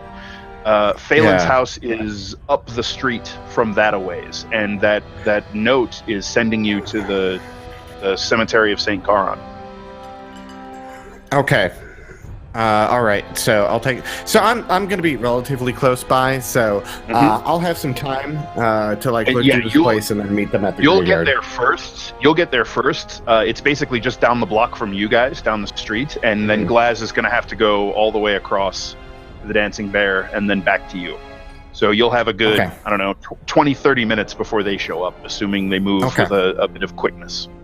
So we can make this very simple. As you get into the area of Phelan's dark, locked up house, you whisper to sort of the plains around you, and you feel this hum that suddenly goes dead, and the shadows kind of coil around your feet and wrap around you, and you feel yourself just kind of blend into the night. Yeah, and with that, I start finding entrance to the house the back way, because I imagine this is in my head. There's no other like houses, and it's probably the easiest to get into. So I would try to stealthily, like maybe break open the back door. Sure. Do you have like a crowbar or anything, or are you just gonna kind of kick it in or force it, something? Or I'm gonna use my sword to kind of like as a crowbar and kind of like shimmy it. Yeah. All right. Well, why don't you go ahead and make me a strength check? Okay. I have a great strength. That's not true, but let's do it. Fuck no. Okay. Go ahead and make me a dexterity stealth check as well. Okay. We're gonna add 10 to this roll. Yes, indeed. So this would be 22. 22. All right. So even though it takes you quite a while, your sword isn't really the best tool for this particular job. You eventually manage to kind of carve the door frame out enough that you can get the tip in and actually get some leverage. You think without your spell, this might have been quite a loud process. However, the sound that comes from the blade scraping and digging into the wood is barely more than a whisper. This sort of, and you can feel it. You've been around the essence of the Shadow Realm before. Some of Kari's magic, some of the that Shadow Pearl magic item you found. You can tell that you're kind of drawing the essence of Shadow to cloak yourself from any prying eyes or ears. And so there's this barest whisper of sound as you crunch the door bolt through the actual wood of the door frame, and you just hear this soft. It sounds almost like distant popcorn popping instead of wood splintering, and the door swings open. All right, I would go in, shut the door. Sure. I would actually perception to see if anyone's aware of me. It's pretty dark where I'm at, so I don't know. I would say with the stealth check that you made and the time of night that it is, you see nobody watching you. Okay. So yeah, I would go in and I would start looking around Phelan's stuff and using the advantage of my spell to locate any personal journals or any information of what Phelan was up to. Okay. So you find a house full of mundane stuff, everything you'd expect to see. He doesn't exactly have like an alchemy setup in there, but you do find like some spare pieces of alchemist supplies. Not an entire set, but enough that you think you might be able to start putting one together if you wanted to take this stuff. You find, of interest, you find one thing. You find a parchment note on his nightstand with a platinum coin sitting on it. The platinum coin is one minted in Zobek. It's known as a headsman because on one side it has the crest of Zobek, on the other it has an axe. And sitting on that, so it's sitting on this note, and scrawled on the note in a hand that you recognize because you looked through a bunch of his formula and journals. Is hang on one second, let me make sure. The name Elendora, circled. Was that the hooker? The hooker? The one that we made gave the money to give Will drugs or Riordan drugs. No, give Will drugs. No. I'd just like to just say for the record, no one has bought me drugs. I buy them all myself. Thank you very much. Fantastic. A man. So, yeah. So it's the name is Elendora, and it's circled, and below that it says painful pleasures. And the platinum coin was sitting like right on the writing of the note. Okay. So it doesn't look like anyone's been here for a while, right? There's like a light dust. The fact that people said they haven't seen him in about a week at this point checks out with what you're seeing in the house. There's a slight smell of spoiled food in the kitchen, that sort of thing. Okay. The other thing I want to do, because since he was a worshiper of Morena, I want to see if there's any secret hiding spots. To see, like, if he was hiding, like, his religious items or actually, you know, like... All right. I would say that you find a small leather satchel tucked under his bed, kind of hidden in the bed frame. You open it up, and it is mostly empty. It looks like it probably held something else at one point, but all that there is in there now is a very small, it's not even really a dagger. It's what you would probably call a very simple ritual knife. It looks like it's been very meticulously cleaned. It's razor sharp, and you can see that there's also a whetstone and a little bottle of oil in the pouch for it as well. Why don't you go ahead and make me an intelligence investigation check? Okay. What I want to do is I want to spend my crit doing this investigation. Okay, yeah, absolutely. So that'll be a nat 20 for you. Thank you, donations. And you can see that there is an impression in the inside of the leather where there's a little strap and basically a clip that would hold something there, and you're able to determine the reverse impression of a slightly carved relief holy symbol of Morena. That's missing. Yeah. Okay. I would take that and I would put that like under my cloak, the dagger. Okay. Does the ritual dagger look similar to the ritual dagger that Riordan had? No, I wouldn't know. Okay. It's very, very simple, but it's not like, you can tell it's not a pocket knife.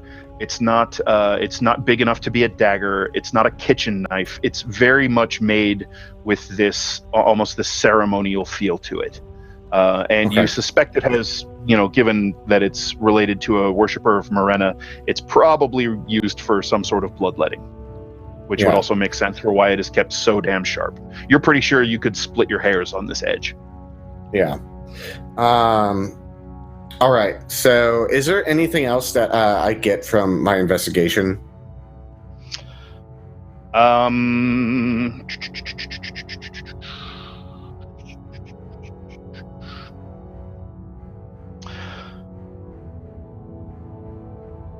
I would say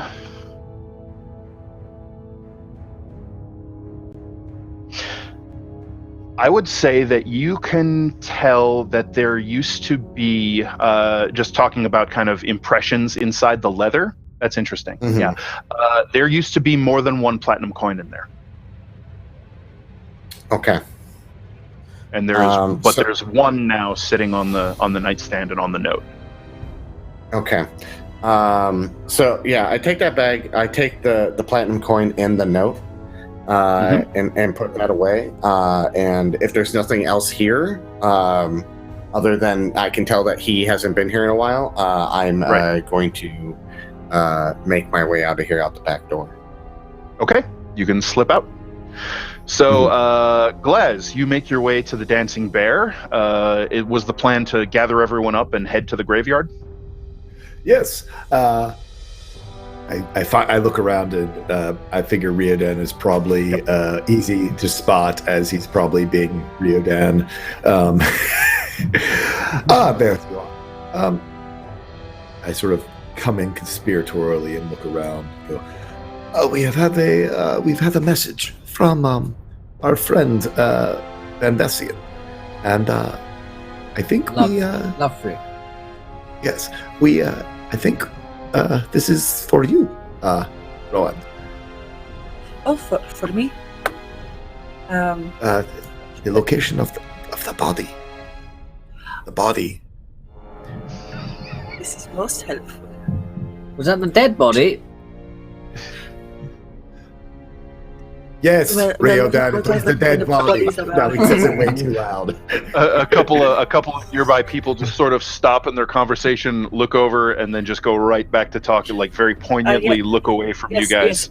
Yes. Over my dead body, yes. And she says that in Glaz's voice, over my dead body. Oh, that is very talented of you.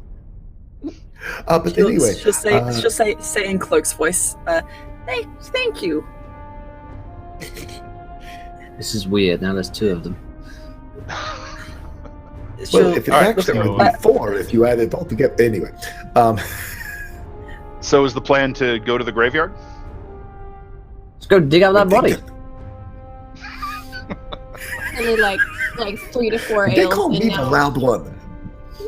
Like 3 or 4 ales Just and now leans really close to Glass and goes, I don't think your friend knows very much. We've been trying to ask him lots of questions, but don't know. And she gets really distracted by the bear again.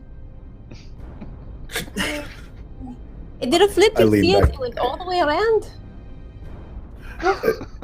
That is, I think he does it on purpose. In fact, the more questions you ask, he just starts saying things to confuse you.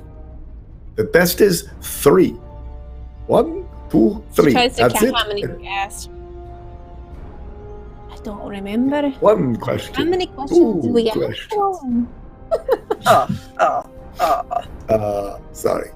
It's an old Trollkin joke. You have to be in it. It's very. But anyway, we stay here all night, or are we going to dig up a dead body in the graveyard? I know which I want to do. Rowan starts talking in Viridan's voice and says, if you start talking about dead bodies, then you won't be getting any drugs. Well, aren't we digging up a dead body? Isn't that what we're doing? Yes, isn't that what we are all in on this, right? We have all decided at this point in the night to dig up a dead. My, your finger is very soft. Not at all as callous as I thought it might be.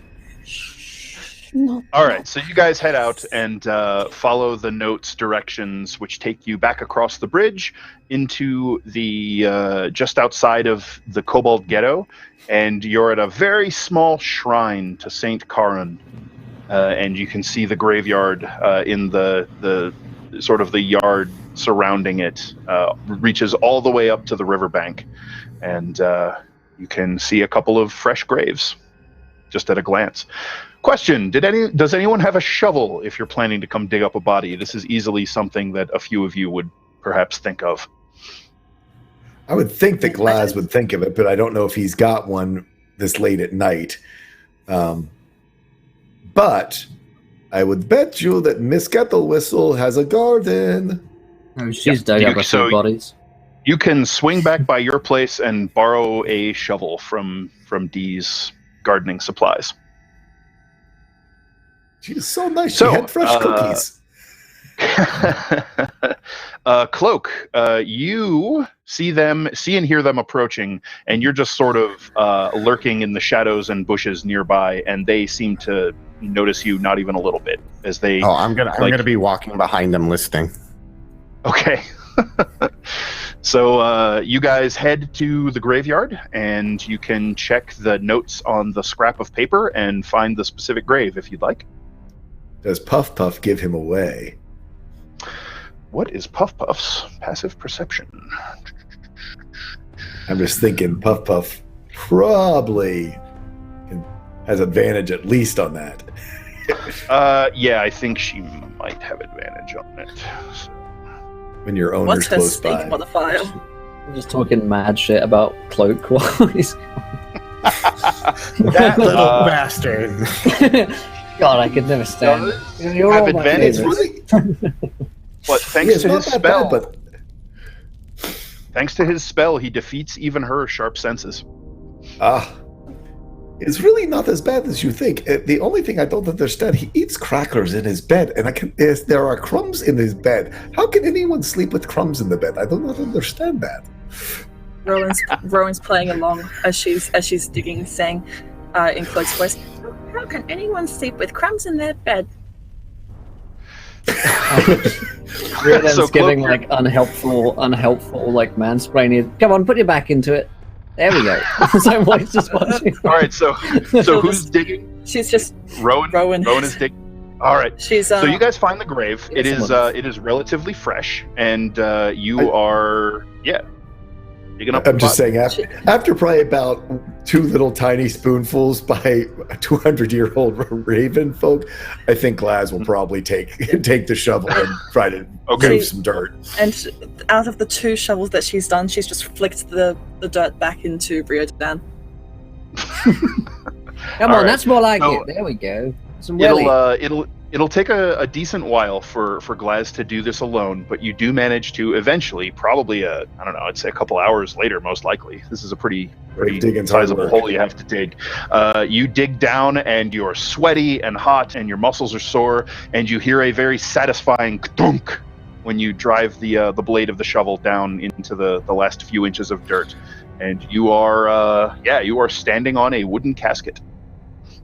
Don't tell Cloak, but I'm betting that the secret library might be underneath the library. I will have to keep this shovel for a little longer. At this point, I'm sitting on top of the gravestone, going, no. Oh, there you are. Hi.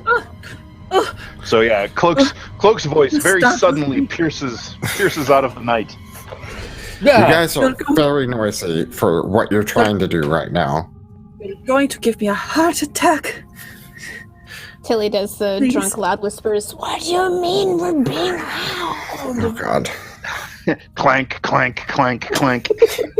We could have used some of your little shadowy stuff to keep us quiet, but you showed up just in time. Thank you for missing out on all the work.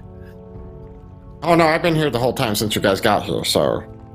So yes, you are being helpful as always. Thank you. Yeah, I'm going to put a bunch of crackers in your bed now. Don't you do it. Don't you do it. Rowan looks straight at Clerk and says back in his voice, I'm going to put a bunch of crackers in your bed. See, that's racist. I agree. That's very insensitive, Rowan. Honestly. What, for putting crackers in his bed? No, mocking my race. We have lovely voices. You do have lovely voices. That's why I'm imitating it. I'm just giving you shit. That's okay. All right, so Glaz has. I don't understand your humor. I do not understand your humor. Do you guys want to haul the casket? Well, yeah. How do you want to handle this? Do you want to haul the casket up out of the grave, or what? I would think that we do this down here so that we are not all up in the open. Hop on down, everyone, and we can open up the top and say hello to our lovely tiefling. So this isn't like a modern coffin where it's nice and has a front part, a top part, and a bottom part that opens. Oh no, this is like This is like a pine box with the lid that's nailed on. This isn't exactly a big hole. You think maybe one person down here could manage to pry the lid up and then move it. Unless you wanted to, like, everybody, like all 5 of you down in that hole is going to be very crowded. Well, I was thinking that Glaz would take the top off, then Rowan would go down, but I figured that's less conspicuous than having a coffin up top. Yeah, that's fine. You just said everybody come down, and I'm just saying that if you do that, you've basically filled the hole with yourselves. Okay, gotcha. Yeah. All right, so you're prying the coffin up? Yeah, I'll prying take the lid off. Yep. Okay. So you guys hear the creaking of metal nails screeching against the wood that's kind of swollen with the moisture of the ground it's been buried in for several days now. And there's a little bit of a cracking and creaking as you pull the lid open. Inside is just a plain, unpadded pine box, and laying in repose inside this now opened coffin is the body of a probably was once sort of a scarlet-skinned tiefling, but it's very pale and it's gone to an almost pinkish cast now. Her eyes are sort of glazed and glassy, and she's wearing dark clothing that looks like it's gotten kind of mildewy because of its soak in the river, and there's just kind of this musty smell that breaks out. That kind of wafts up when you crack it open. She was found in the water, wasn't she? She was. She doesn't look like she was there for particularly long. She's not like a bloater, if you want to get super graphic. But she's been on the ground for She's been in the ground for a few nights, a few days at this point. So she's a good 5-6 days dead. But the only smell you're getting is that smell of turned earth all around you, and that sort of mildewy smell wafting off of her. Huh. Cool. Never mind then. I was saying whether or not I was rolling a con check to see whether Glaz got sick. You're not getting a weak dead body rot smell off of it, if that's what you're referring to. Yeah. That's what I was going for. Just musty and mildewy and turned earth. Rowan extends her hand down so that sort of to ask Glaz to help her down into there. That's all right. Glaz will sort of come up and put Rowan and help Rowan down. I just want to look around to make sure no one's like aware that we're here, or if there's like a gravekeeper or like guards looking around. Sure. You look around. It looks like you guys are pretty well alone, at least at the moment. For much of the time, your spell was helping cover any shenaniganry. Mm-hmm. Okay. So, Rowan, you help haul Glaz out. Oh no, Rowan's asking to be let down. Oh, be let down. All right. Yep. Yeah.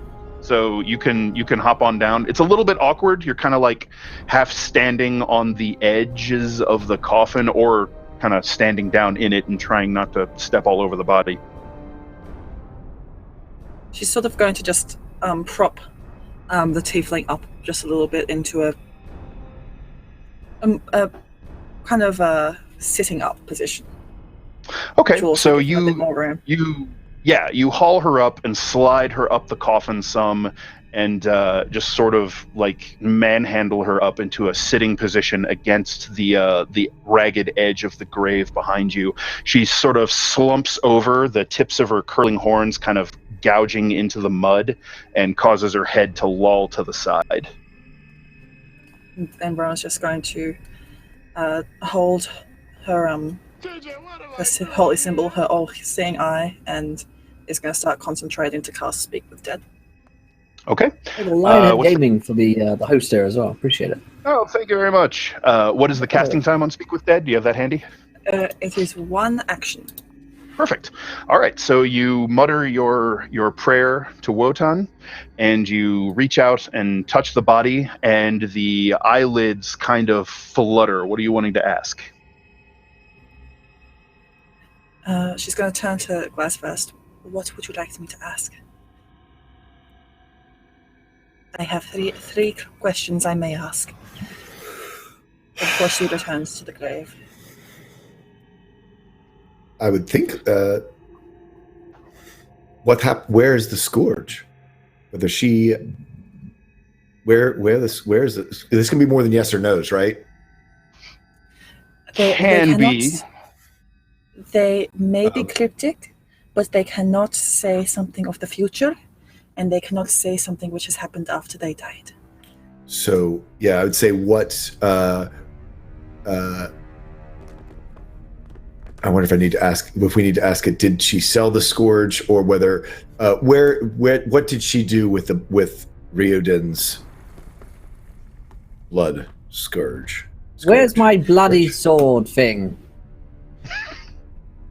So, Rowan will look and say, are you aware of, what is the location of the blood scourge which was given to you by the Dhampir Riordan?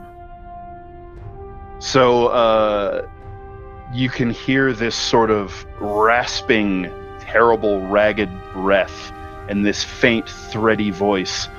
I don't know. As in, what did you do with it? Okay. So you asked her what she did with it. That's what she. Yeah. Well, you said what is the location of it, right? So that's one question. You get 5 total. So you're asking what she did with it? Yes. Yeah. Okay. What did you do with it? I tried to kill her. Who's her? She's asking Cloak, since we're both at the top of the hole.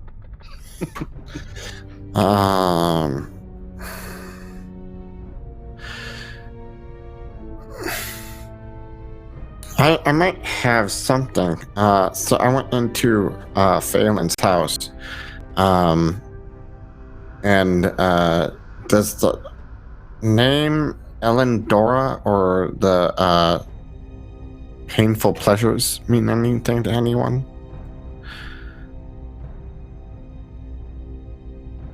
Would you like me to ask her? Be more specific. Painful pleasures comes up a lot. Perhaps it is another shop. This is in Phelan's house. I mean, we have the book fetish and painful pleasures, but I think that we can ask other people about that than using a question for the dead on that. Well, let's ask who she is. Should I ask? Yeah, who she tried to kill. That's our second question. Yeah. No, third. This will be your third question. Yeah. I hope it's not a bloody couscous woman. How many questions do we have? Five total. Okay. It's Cosena, but who knows? It might be Elendora. Who was it that you tried to kill? The Blood Mistress.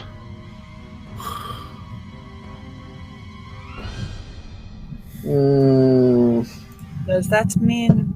Oh, she's asking Riordan. Does that mean Mirena? What does the Blood Mistress mean to you, Riordan? Or Cosena? Yeah, I could be talking about the couscous woman.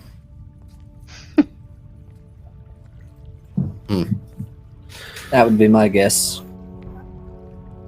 I mean, you can't try and kill Marina. She didn't get in a fight with a bloody goddess, did she? Probably got in a fight with this woman who tried to kill me in my dream, who stole the scourge. I mean, it's all connected. How are you only now seeing how this is all so obviously connected?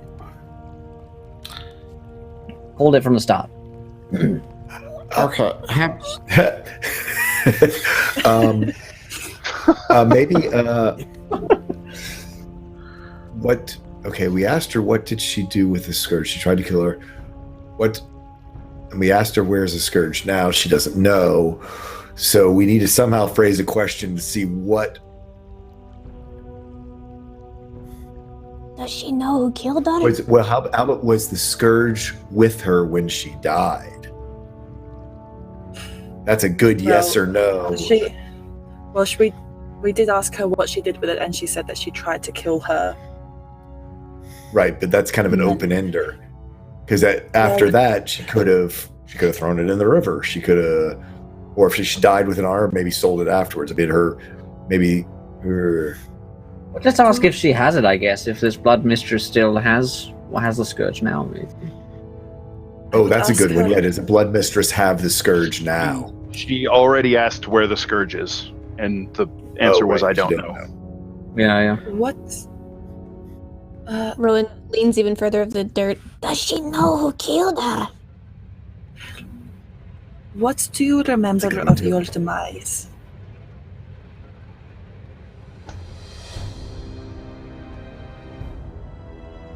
Blood and laughter and fangs and claws and so much blood. Well, I think that the Blood Mistress killed her. So perhaps the Blood Mistress now has. Your vision wasn't just a vision. It was truth. We have seen that Cosena has the scourge. That's now verified. It wasn't just a symbol or a dream. Tilly deeply gasps. What if the vision was... Wait, what if the vision wasn't actually this Cosena person attacking Riordan? But it was attacking her. He points at the tiefling. That Riordan saw through the tiefling's eyes in her last moments. Well, flip her over and see if she has the same wounds as his bruises. Ooh, yeah. Can we do that? Can we flip her over? Sure. Give her the old flipperoo. See if she's scourged the way, the pattern the same way it ends. Looking at her a little more closely, you can see that the flesh of her throat is torn, and she has what look like claw marks on her arms and shoulders. You do not see anything that looks like scourge lashes. Okay. So, but that was a good one. That was good thought there. I can't. The smell of the grass. I'm gonna sit down. I have one more question to ask. You do. So what shall we ask her? Should we ask her something related to Phelan? Yeah, it can't hurt. I mean, we the have only thing anything I can else think critical? of. I don't know if you can ask something like, do you know the fate of Phelan? Or was Phelan killed by the same person? Or is Phelan alive? That's the whole thing, is they don't know anything. They don't know anything that they didn't know. This is just like basically pooling their memories. Yeah. Well, but we can say if she was she with Phelan in the day? Did she? I'm trying to figure out a way to phrase. Basically, did she and Phelan meet, cross paths, whatever? I kind of want to ask. Do you know who Elendora is? That's actually not a bad question at this point now. Elendora or Painful Pleasures. And I don't know if, like, to speak with Dada, if we can get, like, a weirded question, like, or this information, if they're just only going to give us one information, even though they have knowledge of both. So, ask her if she knows who Elendora is. Rowan, you can make a wisdom religion check. Okay. Or rather, a wisdom check with proficiency. If you're not proficient in religion, that's fine. I am. 14. So you know that the answers that they're going to give are probably going to be very simple. So a question like that, you're almost surely just going to get like a yes or a no. Oh yeah. Do you know Elendora? Yes. Wham. Right. Who is Elendora to you? Is Elendora this is just me, my guess, is that Painful Pleasures, that Elendora is basically another Layla, that Layla at the Book Fetish and Elendora at Painful Pleasures are both sort of gatekeepers to More Morena. So, I mean, I just don't know. I could ask, what was her connection to the cult of Morena? Ooh, now that could work. It's just going to give you Phelan, because Phelan was a worshiper of Morena. All right. So you guys know, or Rowan, you know that the spell lasts for 10 minutes, so you have a little bit to think about if you like. I would be right back. You guys can keep thinking about what you'd like to ask for your last question. Okay, so I think worst comes to worst, and we can't think of something to ask, then I'll just get Ryodan to ask her where the rest of the drugs are. Well, we can always ask about the dagger, because we don't know the dagger ended up in the same place. Did you sell her the dagger as well, Ryodan? Yeah, we know that. Yep. I have that in my notes. You really need to get someone who keeps a hand on all of his possessions. You need a treasurer. Well, or maybe, how about who was your contact? How about who was your contact in the Cloven Nine? Oh, now that's... Because that could give us a in at the Cloven Nine. I can't think of anything else. I think that might be the best, because that at least gives us another name. That's open for suggestion. That's just my best thought for what to do with it. That just gives us another name and someone to talk to. And Cloak, you can go do your persuasion magic that you were sent or somehow were given them, because you can do all your funky gnomish magic on them to make them believe you. With what other crap story you put together? I mean, Lovely, I'm just very detailed persuasive. Story. Yes, you are very persuasive. So yes, I would. Perhaps we should ask who her contact was in the Cloven Nine. Gives us another name and possibly another way to track some of this down. I believe. As like it or not, I think they are somehow involved. There seems to be some kind of gang warfare happening, whether they know it or not. Someone might perhaps be setting them up. I just had a thought though. What if it's just coincidence that that she happens to be in the happen with the Cloven Nine, and then it's not going to mean anything to the Marina stuff. We got nothing else. I got nothing else to think of. I can second guess stuff all day long. Who was your contact with the Cloven Nine? She draws in a breath and says, "I bite." And then lets her breath out. Spell? Like the spell I bite? That is exactly what it sounded like, yes. And her breath sort of rattles out of her body, and her corpse shudders and goes into this, I would say it's almost like a minor convulsion. And her head sort of snaps up, and her eyes roll back in her head, and she's sort of shaking. Rowan, this is a little strange. You've never seen the recipient of a Speak with Dead spell do this. And her back arches, and she sort of lifts up to her feet in front of you, and when her head comes down, her eyes snap straight at you, and she smiles, and her teeth have elongated into needle-sharp fangs, and her hands snatch out and grab a hold of you. So let's roll some initiative, shall we? Oh, shit! Yes! Yes, Queen. Got him, Seth.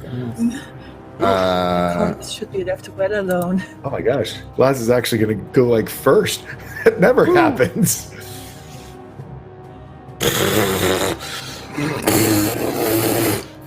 Nice. Oh dear God. Glass really wanted to go first. Before me. God damn. All right. So, anybody over 20? No? 20 to 15? Glass has a 19. Oh, crazy shit. Okay. Anybody 15 to 10? I would be. No, I'm sorry. I'm long. I'm I really am gonna swell. Yes. Okay. 10 to 5? It's me. 7. Sorry, what did you have, Tilly? A 9 overall. I didn't add my +2 in. 9 overall. Got it. Yeah. Tilly 9, Rowan was 7. Aye. Is that right? All right. Cloak, where you at? 3. 3. I rolled a 1. All right. So I am giving Octa a surprise. I'm saying you guys are surprised. It seems to me that you guys were not exactly expecting that. So if you want to argue with me, I'll hear your pleas. But I'm judging by your reactions. I think that was pretty shocking. Yeah. So she is going to lash out at Rowan. Rowan, what's your armor class? Better. Let's check what my armor class is. 40. Oh, wait, no, that's with the shield. 12. 12. Very well. Oh, no, wait, 14. 14. Okay. All right.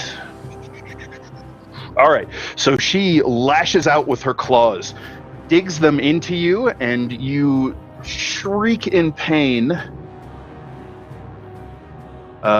You take 8 points of slashing damage, and you are grappled as her claws kind of bite in. She draws you forward, and with this hissing sort of laugh, drives her fangs towards your throat, but you're able to kind of swat her away and fend her off. So top of the order is going to be Glazishin.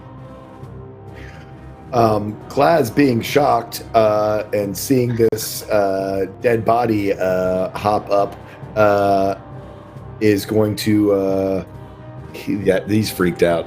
He is going to pull out his orb, his diamond, and is going to cast chromatic orb. All right. On this lovely little undead thing here.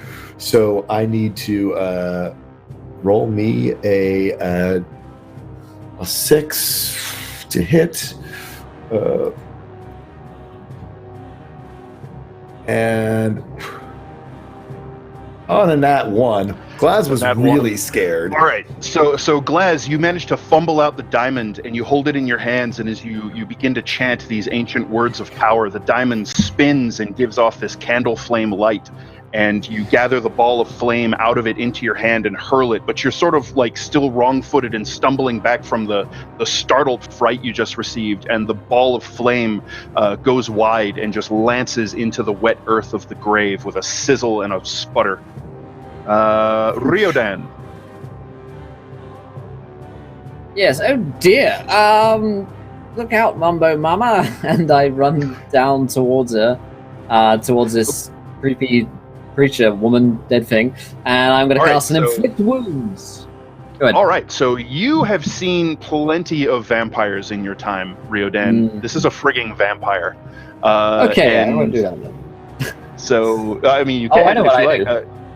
Yeah. Instead. Oh, in fact, oh man. I fucked myself here because I decided that I'm not going to use any cleric spells. So, I was going to say, are you going to pray to Mirena, or? Yeah, no, fuck that. I draw my rapier and all right. Go down for some Jack Sparrow style fencing. Okay, so down in the grave right now are Rowan and Octa and now Riodan, right? Glaz, you went up top to get out of the way. I was is that right? shooting down. I was shooting down below. So it's going to be backwards over the shuttle. It's going to be very crowded. It's going to be difficult for anybody else to get down there. But so it looks like with your result of an 8, Riodan, you're kind of trying to bring your rapier to bear, but it's got a long reach and you don't have a whole lot of room to maneuver. And she just sort of, as she's struggling with Rowan, throws her shoulder into you with this immense strength that doesn't seem to match her very slight, slender frame, and throws your strike off. Tilly, your turn. Okay, so Tilly, hearing the shriek from Rowan, immediately goes into protector mode, and with 2 hands reaches down to grab Rowan by her clothes and pull her out of the pit. Okay, I will allow you to make the strength athletics check to try and break this grapple on behalf of Rowan. You're gonna have to forgive me. I'm again, I'm a noob to rolling sure. stuff. I'm used to being able to click yep, and no go. problem. Okay. So you just need to roll one of the d20s and you add your strength athletics score to it. If you're proficient, it'll be your strength bonus plus your proficiency bonus. That +7 for athletics. Oh yeah, that'll do it. Rowan, you are seized kind of by the collar and the hood. By these vice-like fingers, and you're just ripped out of this creature's grasp. And with that roll, I'll say that you can even haul her up and out of the grave, Tilly. Okay. I'm not going in the grave. I just wanted to pull her out of the way right now. Are you okay? Yep. You basically reach down, grab her, and haul her back up to the ground level.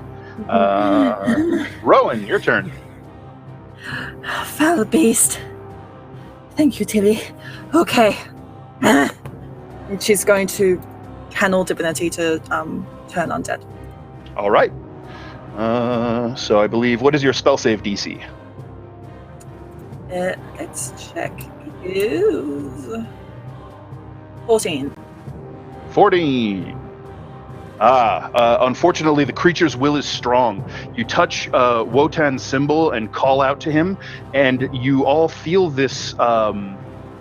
you get this sensation, you know when you've done something wrong or bad as a child, and then dad comes around the corner and you could just feel those eyes on you? You all get this feeling that something sees you in this moment, and it's a little bit, it causes your skin to prickle. The vampire hisses, and she throws her bloodied nails in front of her face and shrinks back from Rowan, and then grins, and you can see these little tiny red embers burning deep in her eyes. She kind of thrusts her chin forward toward the raven folk and snarls defiance at her. And seeing that doesn't sorry. work, she's going to use a bonus action to summon a spiritual weapon. Okay, no problem. So you may make your spell attack. What form does your spiritual weapon take? Probably a spear, I would imagine. Yeah, spear. Like Wotan's spear. Yep. All right. So there's a shimmer, and this spectral spear appears in Rowan's hand and then flies toward the vampire. And sorry, Puff Puff making a noise in the background. Puff Puff is barking No problem. a lot. So go ahead and make a spell attack. Okay. Need to figure out how to do that. It will be plus my modifier, which is +6. So should I just roll a d20? Yeah, you can just roll a d20 and add 6 to it. Nine. that is a 9. Oh, can I use one of my natural 20s? Yes, you may. You may absolutely burn it. All right, so she tries to drive the spear out of the way, and it actually impales her through the hand and drives straight into the side of her chest. So go ahead and roll your damage for a critical hit. So that'll be 2d8 plus your wisdom modifier. And I believe that is force damage. 2d8, that will be +3. And that was a d8. +3. Mm-hmm. So that is going to be a total of 13. Ouch. And she's just staring daggers at her. Foul beast, you should never have tampered with your body. She shrieks in pain as the spear misses her heart by a fraction of an inch, and she kind of throws the weapon out of her, which just sort of tumbles in the air and then drives right back toward her. So that's the end of your turn, I believe, unless you want to move. She'll stay there. Okay. Just at the edge of the grave. Righto.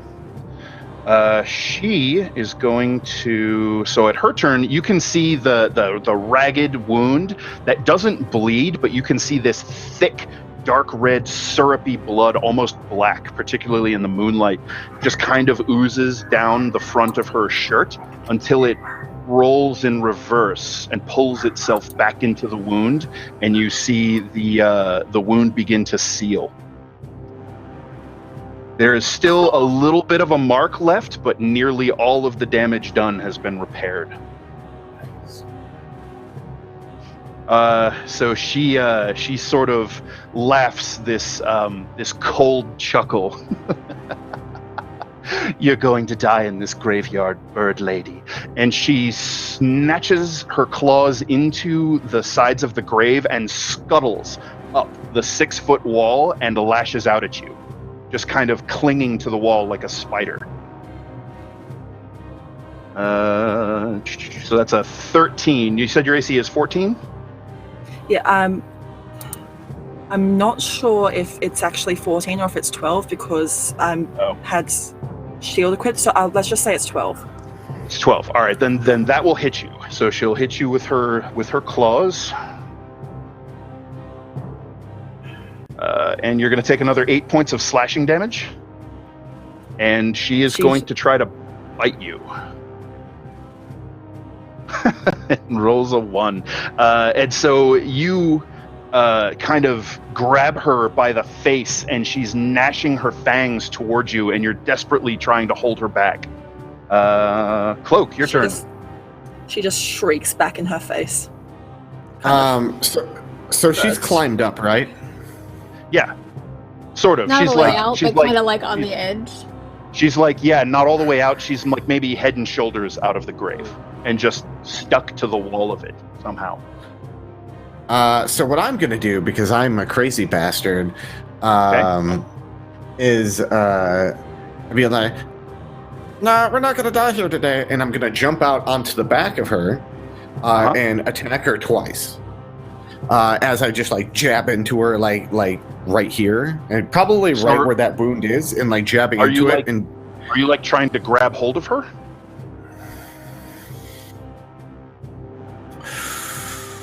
Yes.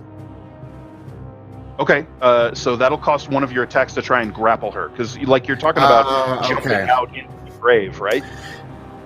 So then I don't want to waste one of my attacks to grapple her, because I'm not good at grappling. So I think I'm going to be more dexterous in this point. And so what I'm going to do is jump across the grave, and as I'm jumping across, like bring my fucking like Z shape, like right across her back. So you're going to try and strike her while you're in the air, kind of sailing past her? Yeah. All right. I'll let you do that, but I'm going to give you disadvantage on your second attack because that's a very narrow window where you can't really position as you're trying to jump past. You get what I'm saying? Yeah. But I'm also going to use my planar warrior. Okay. And add to that. So let us do this. Where are you? Actions. There we are. All right. This is the first attack. 21. Oh, that hits. And then disadvantage for this one. 15. 15 also hits. Okay. So here's the first D8 plus 4, so that's 9 plus a D6 to that, which is 15. And that's all force damage, right? Yeah. 5 plus another 5, 10 damage. So a total of 25 damage. Whew. All right. She howls in pain as your saber begins to crackle with this incandescent blue energy, and you can see it disintegrating the edges of her wounds as the blade slices into her flesh. All right. Glaz, your turn. Under my breath, all I want to say as I land on the other side, kind of like muttering to myself a little bit in Infernal, is like, you fool. You fool. All right. Glaz, your turn. Muted? Muted. Silence on it. That's all. Glaz is muted. Glaz seeing this creature right here. Okay, actually, no. First thing, Glaz, question. Am I within range of the Shadow Road? Here you are not. Okay, just checking. I think you have to be within 30 feet of it, right? Yes, if I'm not tied to it.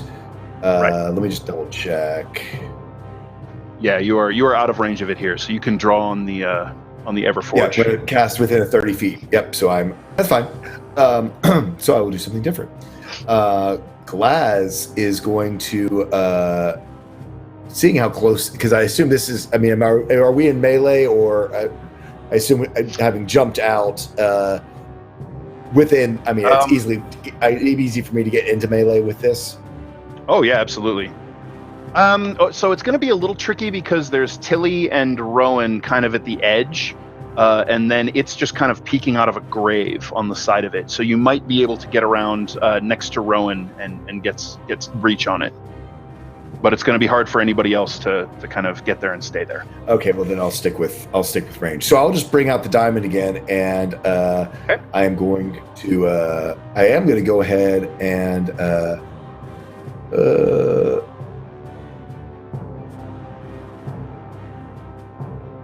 do I want to give it a try? I'm going to give it a try. I'm going to go ahead and tap my ley line because I'm Glaz. And so let me go tap my ley line. I am going to try class this at the 3rd level. So this is an int check for me. And the DC will be 13. And I missed by a ton. So that is a backlash. That's a backlash. All right. You want to roll on the roll the D10 for me? Yep, I'm doing it. Darn it. Dan, also, I forgot to add 4 damage to that roll. Okay, so I got a 29. Well, we need to have a talk in a second there. You're doing too much damage. We'll talk about that in a second. It's too much damage. Too much damage. This is going to hurt. So I take some force damage per level spell. So as you reach out to draw on your connection to the ley line, you hear the diamond begin to resonate with the song of the line, and something. This area is just all sorts of disrupted with this dark. The dark presence of this vampire having just come into being, and you lose control of the magic, and it begins to spark and flare with these almost solar flare looking loops that lash about at you. So I believe you take whoa, that was a lot. That's not all of it. It's 2d6 per level of spell, and I said that I was casting at third level. Third level. That is 26 force damage. Yep. So Glaz takes 26 force damage as this basically, I figure the diamond all but kind of explodes in his hand at that point. So if you remember Spider-Man 2, when they're doing the fusion reaction and it's getting out of control, you can see these looping arcs of fiery energy just sort of lancing out of the diamond, slashing into Glaz, disintegrating his flesh, and carving furrows into the graveyard around you. One of the headstones is just sliced in two, and half of it falls into the turf. This is not good. Damn it! That's a bad one. Oof. Yeah, that's like the worst one. Yeah. So, sorry. I think it's Riodan. Riodan, your turn. Oh boy. Sorry, I don't do healing anymore. I wipe out the rapier. What kind of cleric are you? I'm not a cleric. And it's All a right, 16 to hit. You do manage to hit her, though. And that will be 10 points of damage. Oof. All right, so he's a your classically blade- trained fencer, so he has some form, even if he's really, really rusty. Your blade runs into her body, and she sort of twists a little, and you run her through, slide the sword out, and there's just this little thick spurt of a drop of blood. She seems to not really pay as much attention to the wound as you would expect. She appears to be resistant to that damage. All right, so one thing, Cloak, when you use Planar Warrior, you only get that bonus damage on the next attack, not all of them, and it's a D8. That one time, So wait, the bonus damage is a D8? The bonus damage is a D8. Oh, I have it as a D6 here. Yeah, it's so when you use Planar Warrior, the next time you hit that creature this turn with a weapon attack, all damage dealt is force damage, and it takes an extra 1d8 force damage from the attack. Okay, I've been rolling a d6 this whole time. Basically, that the vampire would get 1 hit point back, because I was doing the math in my head after I read it. Because I was because I rolled an extra d6 on the other one, so. Yeah, so that's the kind of counterbalance that, but so I'll roll d8s from now on. I won't complain about that. And it's only on the next hit. It's not all hits. Yeah. It's the first attack on me. The main issue there being the second hit was not magical, so it seemed to shrug off much of that strike. Okay. All right. So that was Riodan. Tilly, your turn. Okay, so Tilly stands on her 2 feet, straddling over Rowan. Mm-hmm. Takes her warhammer with one hand, swoops over around, aiming for the strikes in her back. And then, because she has shield better, she has an additional attack with her shield and uses the rim of the shield to attack or to hit the neck or aim for hitting the neck. At the same time, shrieks at Rowan because she gets really feisty in battle to her to get back. All right. So make your attack rolls. If you don't have it coded in, it's just a d20 plus your weapon's attack bonus, which is your strength bonus plus your proficiency bonus. Okay. So for you, I believe that's going to be a +8. That is a critical hit, ladies and gentlemen. Nice. So on that first strike, you get to roll double your damage dice. You're using a Warhammer, correct? So you roll 2d8s. Plus 5, I think. 2d8 plus 5. I'm so used to typing in. Okay. So you can right click on the dice and that'll bring up the numbers. 2. Nice. The system's so weird. I just want to type it. Sorry. So that's going to be 15 damage. Oof. Good lord. All right, that is a hell of a strike. So you can make your second attack. That was merely your first. Yeah, second attacks with the shield. Boop, boop. So an 8 plus 7. Oh, cool. Thanks. No worries. All right.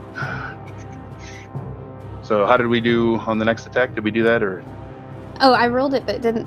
If it doesn't make it in the chat, it doesn't seem like it wants to. It rolled all the way up to the portraits. That's fine. You just tell me what it was. It landed on an 8, so 8 plus 7, or 8 plus 7, so 15. 15 hits. That's exactly what you need. Cool. And then that's 1d4 plus 5.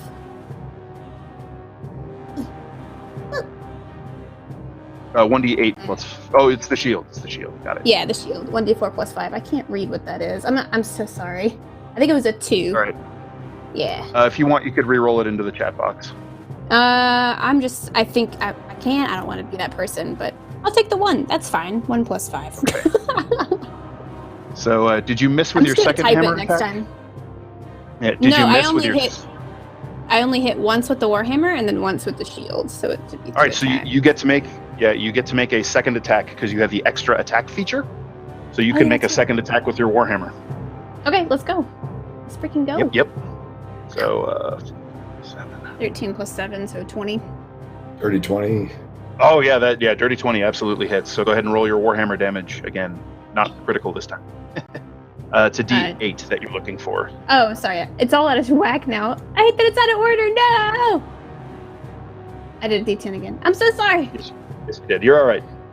I'm just going to do this. I'm going to type it.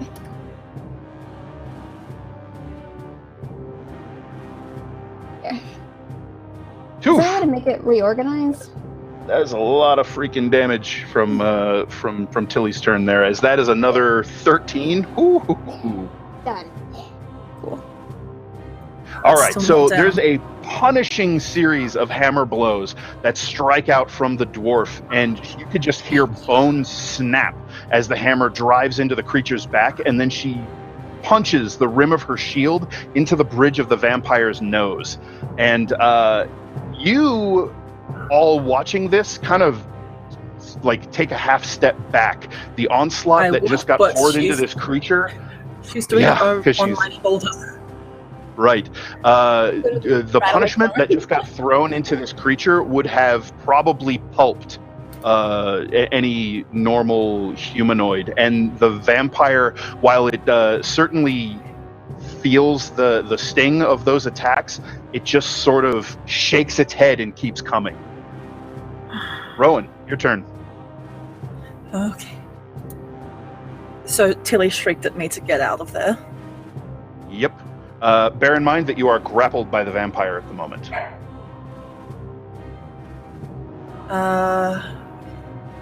Dan, I am going to use Ghostly Flesh. Ooh, all right. So all of you, your hearts kind of skip a beat as you see Rowan's eyes glaze. You've seen this look on your foes in battle as you drive your weapons and your spells through their heart and their life bleeds out of their body. Her eyes do that thing when someone dies.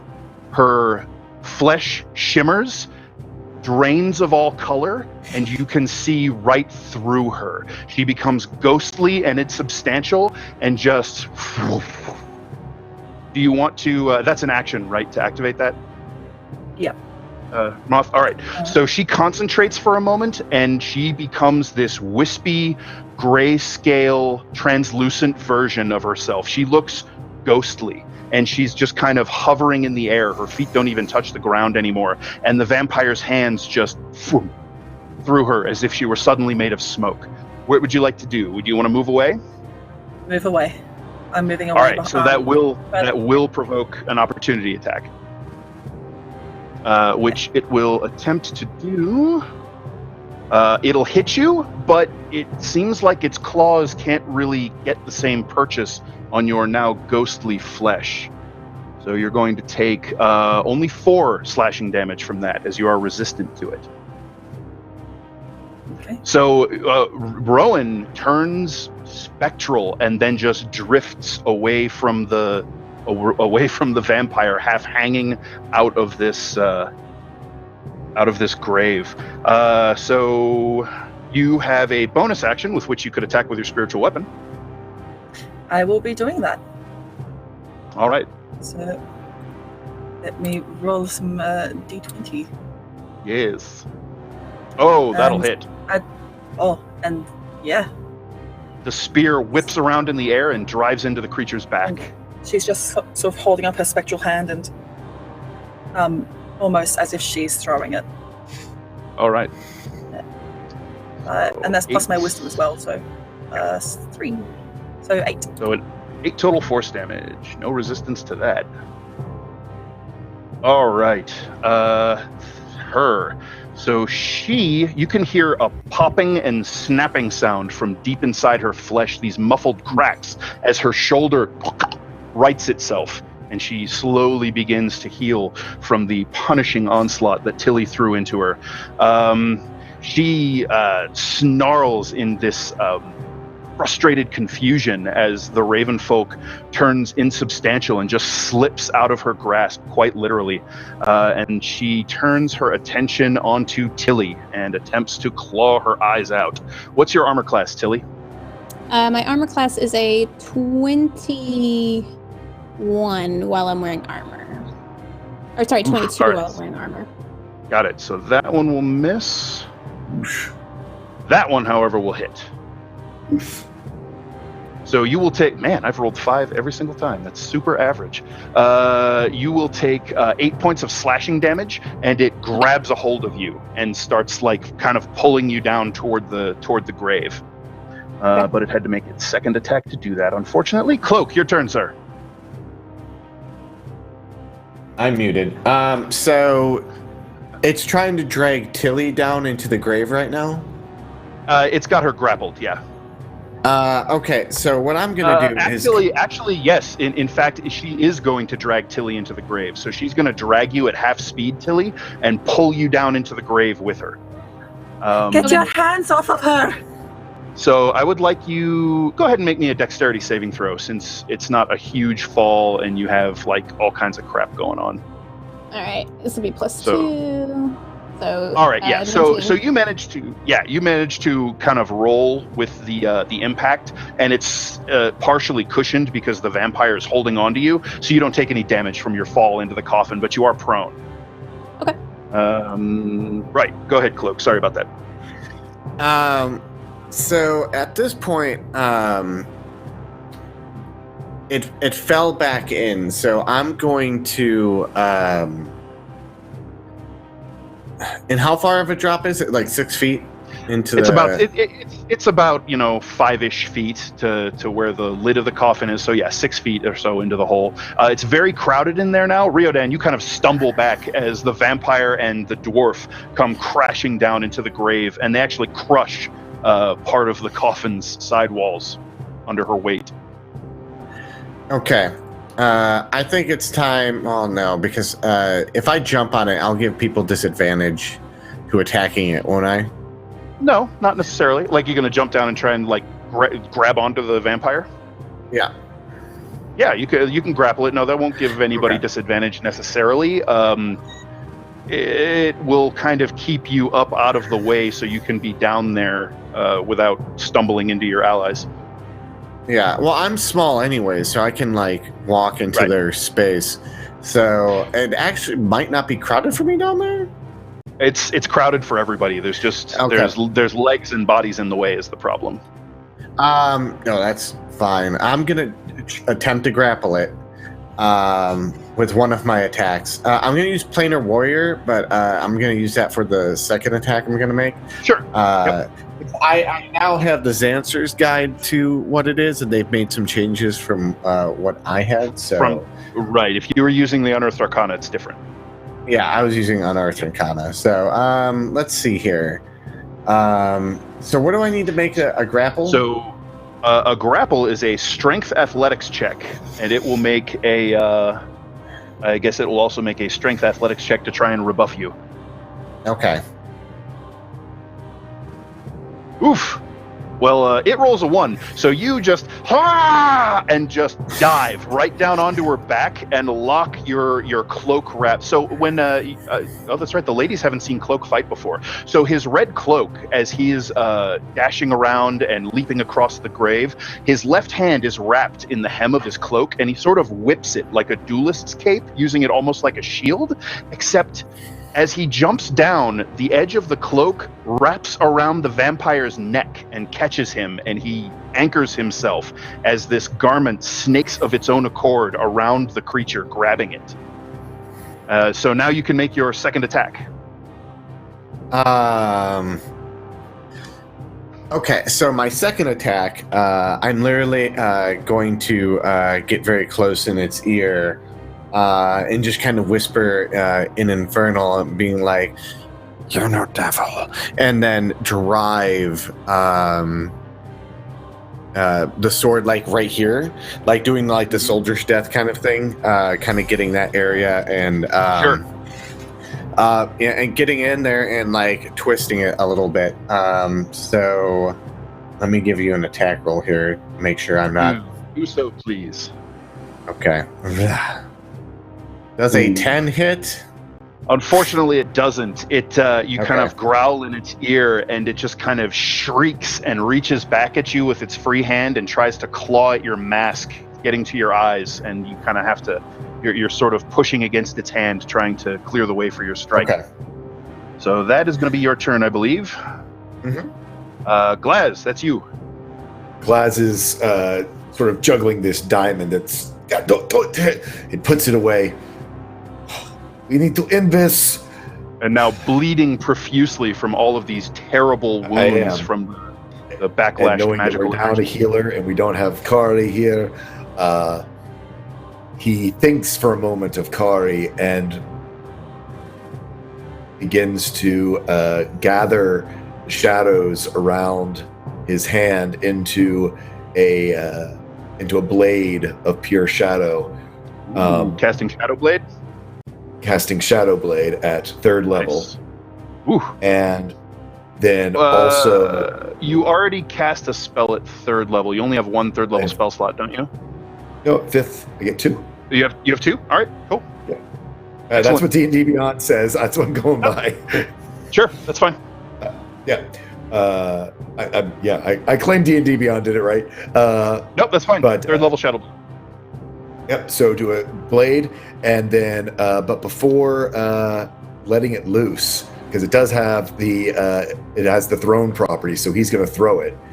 Okay. He also is going to, as we talked before, you also see it begin to light up with flame, this sort of green flame as he, a bonus action and an action. Shadow Blade is a bonus, and it's a cantrip for the action. Do green flame blade on it, so you see the blade of shadow then get covered in green flames. So I think you have to make a melee attack with Green Flame Blade. You know what? so You are you absolutely cannot- right. you- It you is absolutely a cannot- melee attack. Right. Right. You can throw it you can just throw the Shadow Blade, but you can't Green Flame Blade it. And down in there, Glaz certainly can't get down there. So never mind. It absolutely says melee. You are 100% correct. So Throwing the blade? no, he's gonna throw the Shadow Blade, and I'm gonna use one of my nat 20s because Glaz is not feeling too good about this. Sweet. I was and about that to give her we some need to stop cover this. too, so that will not help. You burn one of your 20s. All of you see Glaz whisper these deep ancient words, and the darkness, it's like he reaches out and grabs a shard of the night itself, and it's this sort of wavering, jagged looking just black sword-like smear of darkness that he throws like a javelin down into the vampire. That does cold damage? Is that right? Psychic. Holy crap. What kind of damage does it deal? Psychic damage. Psychic damage. That's right. Yeah. All I right. figured So that- it drives into the vampire's body, and you can see the play of emotions across her face is this chaotic welter of agony and terror. And the blade drives through her body, and it doesn't seem to leave any marks behind, and then just sort of dissipates. And she howls in agony and terror. She is not looking good. Not looking good at all. Riodan, Thank your you, turn. Kari. We are on the hunt. Nice. Great, he's not 20. And I'm going to try and stab her in the brain hole. All right. Um, Inspired by Glaz's unerring strike, which I don't know if you heard it, Will. He also used a nat 20, so make sure to mark off one of his. Thank you. You wait for that perfect moment as she's rearing back in pain and drive your rapier straight toward her chest. Die! And that deals a total, oh, that was quite nice actually, 17 points of damage. Holy shit. All right, 17 half. So you didn't have a brain all hole right. before, she suddenly does now. Right, so you drive. Actually, you're going for the brain hole. So you actually catch her in the mouth and past it, like you hear it shatter her cheekbone, and it drives up through her eye socket, and you wrench your blade out, and her eye is now sort of bisected and is just filling with this thick black blood. Tilly, your turn. Dan, can you please give me a description of where everybody is at the moment? So at the moment, it is a chaotic hellhole down in that grave right now. You've been pulled down, and you're kind of on your back and sort of butt, half laying in the grave with the vampire standing over you. Riodan is on the other side of you, kind of thrusting his blade over your prone body toward the creature, and then Cloak is wrapped around the creature's back, like trying to drive his sword, which is still crackling with that blue energy, down past her collarbone into her heart. And then, Rowan is up there being weird and ghosty, and Glaz is standing at the lip of the grave. No, that's Could have just ended that with Rowan is up there being weird. Of course. She looks like a damn ghost. Tilly is going to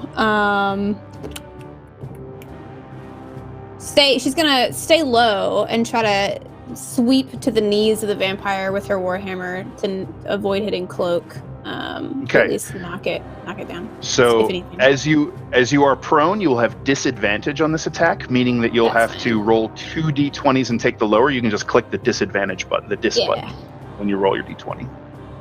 Dang it! Why is it? Okay, you have to make it on the chat. Ugh. Striking to the knees. Did you see that? Anyways, I did not, but if you I want to clicked just... disadvantage and I rolled once. It landed on 18, but I'll roll again. I don't understand why mine's not. You gotta Yeah. throw it in the chat, chat box I on the did. left. Oh, okay. Yeah, the first time it missed. Second time I made it in the chat, and the third time it rolled up to the top again. Thank God. No, Okay. this is doable. Did you... Did Doesn't want you you to guys roll. see that? I don't Okay. see anything. Can I in the type chat it box. via in chat? Because this dice rolling system is not doing my favor. All right. Sure. Yeah, it's /die. Die. 8 and 5. So the lower one was a 5. Yeah, I know. I tried to do that before too. It adds them together. So your result was a 5, and your bonus to hit is +8. Is that right? Plus 7. +7. Okay. 5 and 2. It should be 5 and 3 because you're level 5. But anyway, either way, that unfortunately does not connect. She is able to kind of like lift her leg out of the way of your strike. You can take your second attack with your warhammer. I'm gonna do it again, but just go straight for the other leg once she's lifted that one up. Same Same deal. old, same old. Okay.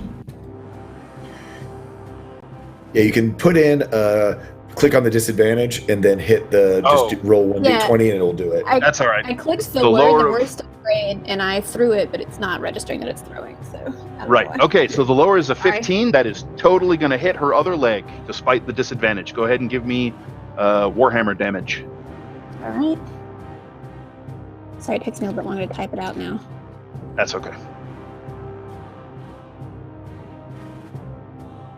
All right. 9. So that will be. And a quick side note for you, Dan, if you don't mind. I didn't update my character sheet on level up. That's why. Nothing's okay. been updated. Problem. No problemo. All right, and you can make your bonus action to shield bash her if you like, since you're a shield bearer. Oh yeah, I used weapon. I forgot. Okay, yeah, let's go for it. Let's swipe at her toes. Left Yeah. foot. Try and bash the rim of your shield down on her foot. Yeah, exactly. All right.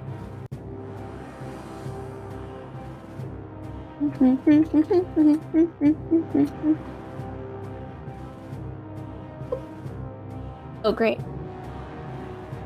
So sorry, I feel so bad. It's I'm okay. slowing everything down. It's all right. was supposed to do- Despite the disadvantage, that still hits. You drive the rim of the shield down on top of her foot, and you hear bones break.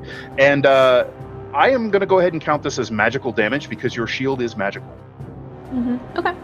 So go ahead and give me shield damage. Right.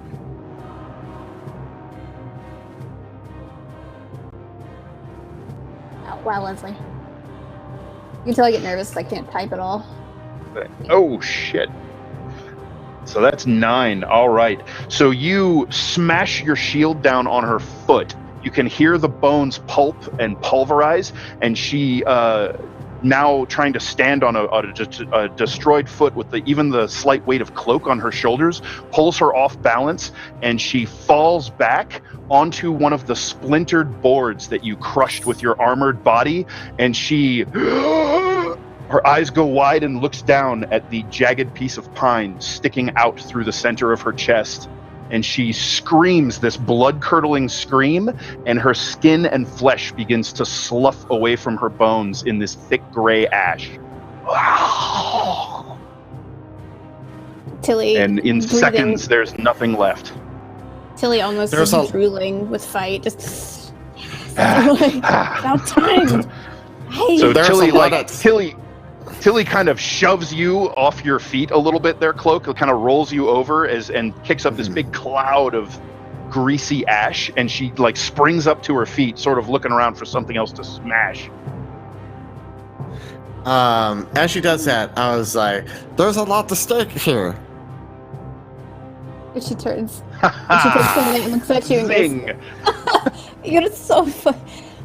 So I didn't know you were funny. Okay." Well, I mean, no better time than the present. I get it. At this time, Cloak would like kind of want to like peer out to see if anyone is like coming at this commotion. So I would say that you can see what looks like lantern lights coming along the street toward this direction. Yes. Okay, we gotta go now. People are coming. Okay, so you I'm guys off. intending Where are we to going the cops, cheese it. So Roses. if you want to get away from those lantern lights, you can either go. Well, your options at this point are into the river, or hope you can find a way into the Cobalt Ghetto, which you know is encircled by a wall. So, up to you. Or you can try to hide. This is one thing I want to do. I'm like, as I get everyone up, I was like, "Stay with me," and I cast Pass Without Trace. All right, so Nice. let's go ahead and have everyone make a dexterity stealth check, and recall, Tilly, that you have disadvantage because you have big, heavy, clanky armor. And everybody gets to add 10 to their total as the shadows embrace you and deaden the sound that your steps make. That's 26 for me. 26, Oh, actually, I don't 28. have disadvantage on this anymore because I'm not. Yeah, wearing you're not wearing your plate. Yeah. It's 15. All right, nice. 18 plus 10.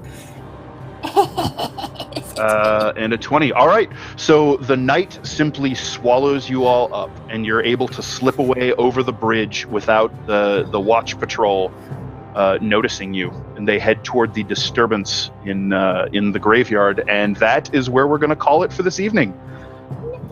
Congratulations, you're now vampire slayers. You'll never take us alive! Oh boy, you didn't get those teeth that time though, Ron. Nope, man. not this time. Oh no. Next Damn time. well. We hear about it later. Yeah, yeah. I'm sure there are other questions to be asked first. Yeah. We'll, Awesome. We'll deal with some of that next time.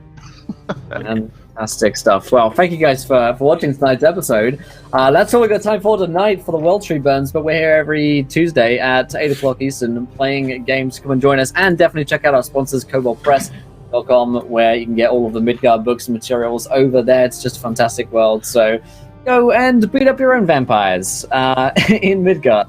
let's go around the cast and crew. Did we enjoy ourselves? Where can we find you guys online? Oh, and let's give away like 4 sets of dice. Yeah, let's do that. Did you say four sets of dice? 4 sets of Yeah, dice. 4 sets of dice. Yeah, let's do 4 sets. You guys So Dan, how was tonight's session? And where can we find you online? Man, I had a blast. There was yet even more kind of in-depth role-playing and investigation. You guys are, I hope you're enjoying it, because you're kind of in the driver's seat for that stuff. And I am enjoying it. I love hearing you guys work things out and try to figure out what all the different angles are, and hearing your theories, many of which are correct, many of which are not, many of which will become correct if I think they're better than what I'd come up with originally. I really dig that stuff. That's stuff that I kind of live for as a DM, so I really enjoy playing with you guys. That was fun. And, we got to have a vampire combat. What's not to love about that? Right. So I had a great time. I really needed it. It helped break some of the ice off of the gears in my brain. And you can find me on Twitter at Dan_Dylan_1. I love talking D&D, particularly Rangers, particularly Midgard. So find me on there. Give me a chat. Ask me whatever you like. I always love to talk. Awesome, fantastic stuff. And Old School, how was tonight's session? It was great. We got to fight vampires. I got to do more damage to myself than I actually did to the vampire, even with the nat 20. Oh, that was brutal. Yeah, I was in the teens, and but it could have been worse, I guess. Maybe. Yeah. So so I had fun. You can find me all over the interweb as Tall Squall, doing things here on Encounter Roleplay and doing stuff on my channel at 2:00 on Saturdays, where we run it for charity. This month we're raising money for Toys for Tots. So stop on by to find out more about how you can support a great charity that tries to make everyone's holiday season extra special. So thank you. Fantastic stuff. Amazing. And Simply Jackson, how was tonight's session for Tilly? It was fun. I think it's exactly what Tilly was waiting on. I was almost tempted in putting her into a pit fight at the Silk Scabbard, just because she's been so itching for a little bit of a punch out. And formerly being a tavern brawler, she is like, needs to happen. So I think she got out a lot of her pent up frustration with that, as well as coming down from being a little bit intoxicated, which was super fun. I'm sorry again if I slowed down any of the dice rolls. Like, I was just saying, for some reason my d20 wouldn't work until somebody else threw a d20, and then it did work. I don't know. I don't do technology. I just make art, and that's all I do on my channel over at simply_JXM here on Twitch, and goof off and playing games. And yeah, that's it. Thanks for having me. I had fun. Okay. And McLogan, how was that for you? It was great. Guys, I'm McLogan. You might recognize me from such things as Know What You're Looking For and Cloak Vampire Hunter. I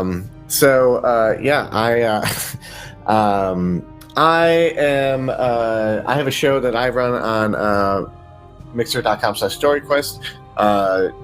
We're not having our show tomorrow because people are going to be out of town. But that's a D&D5E Final Fantasy homebrew campaign I made up. For tonight's show, I love role-playing, and I don't care if there's like a lot of role-playing going on, especially if I'm not in the scene. Even if I'm in the scene, I'll sit back and let everyone else role-play, because I want to hear what they have to say before I chime in, or like, I don't want to interrupt anyone. But and so I like seeing how everyone interacts with each other, as well as like Cloak, who's been known to go off on his own, to go break into shit. And Glass put it perfectly. He's like, "Oh, Cloak's giving me puff. What's he going to go do? He's going to do shady shit." And I liked all the improvisation that Paul Squall and I did during the show, the hidden library and the collegium and the random conspiracies. So that was really fun. But yeah, I also want to shout out a little show on Thursdays that's on this channel. My girlfriend Metamancer is on that show. She runs it. She's what do you call City of Mists keepers? Are they keepers? MC. Oh, they're MCs. Okay, so she's the MC of that show. and is doing writing for City of Mist as well with Fortune's Row. So guys, go check that out Thursday at 7 p.m. Central Time. It's a fantastic show, and the cast of characters is ridiculous. So there's this particularly handsome man who's on it as well. It's really charismatic and funny. He is. I saw the scene where you guys switched. You Yes. and Pumpkinberry switched scenes, and your ex-wife showed up, and I was done. I think I've laughed harder in a long time. I am Yeah, Pumpkinberry. Yes, I am. Okay, yeah. Oh my god, yeah, definitely check out that show. It's Thursday, 8:00 Eastern. So join us for that. Yeah. Thank you, McClokin. Definitely check out all the stuff McClokin's up to. And last but not least, Scarlet Moth. How was that tonight for Rowan? Oh, that was the most tense session we've had so far. Starting off with coming down off that drug high, and Rowan becoming an awful enabler. I'm so sorry, Cloak. I apologize. We accepted it a long time ago. They're all enablers in some degree. I'm the wine aunt now. I'm wine grandma. Also loving that interaction between Glaz and Cloak with oh, of course it makes sense she wasn't flirting with you. Yes, the most natural thing to assume is that she's part of some kind of sex cult or a prostitute. And Hey, I'm sex excited. cultists and prostitutes can flirt. They can flirt. Wait, The Venn not diagram is somewhere in between. it's more likely that someone's going to be finding a secret library in the Collegium than someone's going to be flirting with Cloak. So. Aww. Or gnome. Oh. I mean, it's his own words. True. I am excited to see what's going to happen next week after that battle, because there's probably going to be a few questions. Probably. You could- How hurt is Rowan at this point? Like, where is she at on her hit points? 13 HP, so below half. Below half. Got it. She's bloodied. Okay. Cool. Yep. That'll be interesting. She's not looking good. Yeah, so is Glaz. Yeah. By his own doing. I would think so. Anyway, I'm Scarlet Moth. I'm an artist, cosplayer, D&D lover, and internet shitposter. You can find me at that Scarlet Moth on Twitter, and as Scarlet Moth on the rest of the interwebs. So you can come see what I do and watch me. I've been working on a portrait for Rowan, so I'll be popping that up soon, hopefully. Yay. Rock and roll. Awesome. Well, let's see, what is it for me? Oh, tomorrow it's Wednesday, so I've got Call of Cthulhu here on the channel at 1 o'clock, then there's Warhammer at 4 o'clock, and then there's the finale of Star Trek tomorrow at 7 o'clock Eastern. So join us for a fun-packed day of D&D all day tomorrow, so looking forward to that. In fact, there's no D&D tomorrow, I lied. It's Call of Cthulhu, Warhammer, and Star Trek, like I just said. Let's pick the winners for these dice. Congratulations go to Tall Squall. God damn it, Tall Squall, rigged every week. Oh, man. Let's see who else we can pick every Totally time. rigged. Gotta rig this bot out. Deutsch, congratulations, my friend. Tari, congratulations as well. Let's see, one more. Deutsch again wins another set of dice. Oh, he's just rolling in dice, that man. Congratulations, you guys. And let's see. A couple more dice to give away tomorrow, 3 more sets. So join us then. Big thanks to our sponsors, Tabletop Loot, for giving away all these dice. I've got too many dice. I don't know what to do with them. I will probably just make a news. You better enter tomorrow so that Squall doesn't win some more dice. Yeah, Right. I mean, honestly, this is Stop getting enabling this ridiculous man. now. Rigged. I'm very So rigged. transparently rigging this for Tool School. But hey, let's see. Oh, Siren of the Realms is on, so go and watch some D&D in the meantime. Tonight, I'll go and host a D&D channel, but until next time, my friends, try not to roll too many nat ones, because we want to be laughing when you do. Good night, everybody. Farewell. Bye! Bye-bye.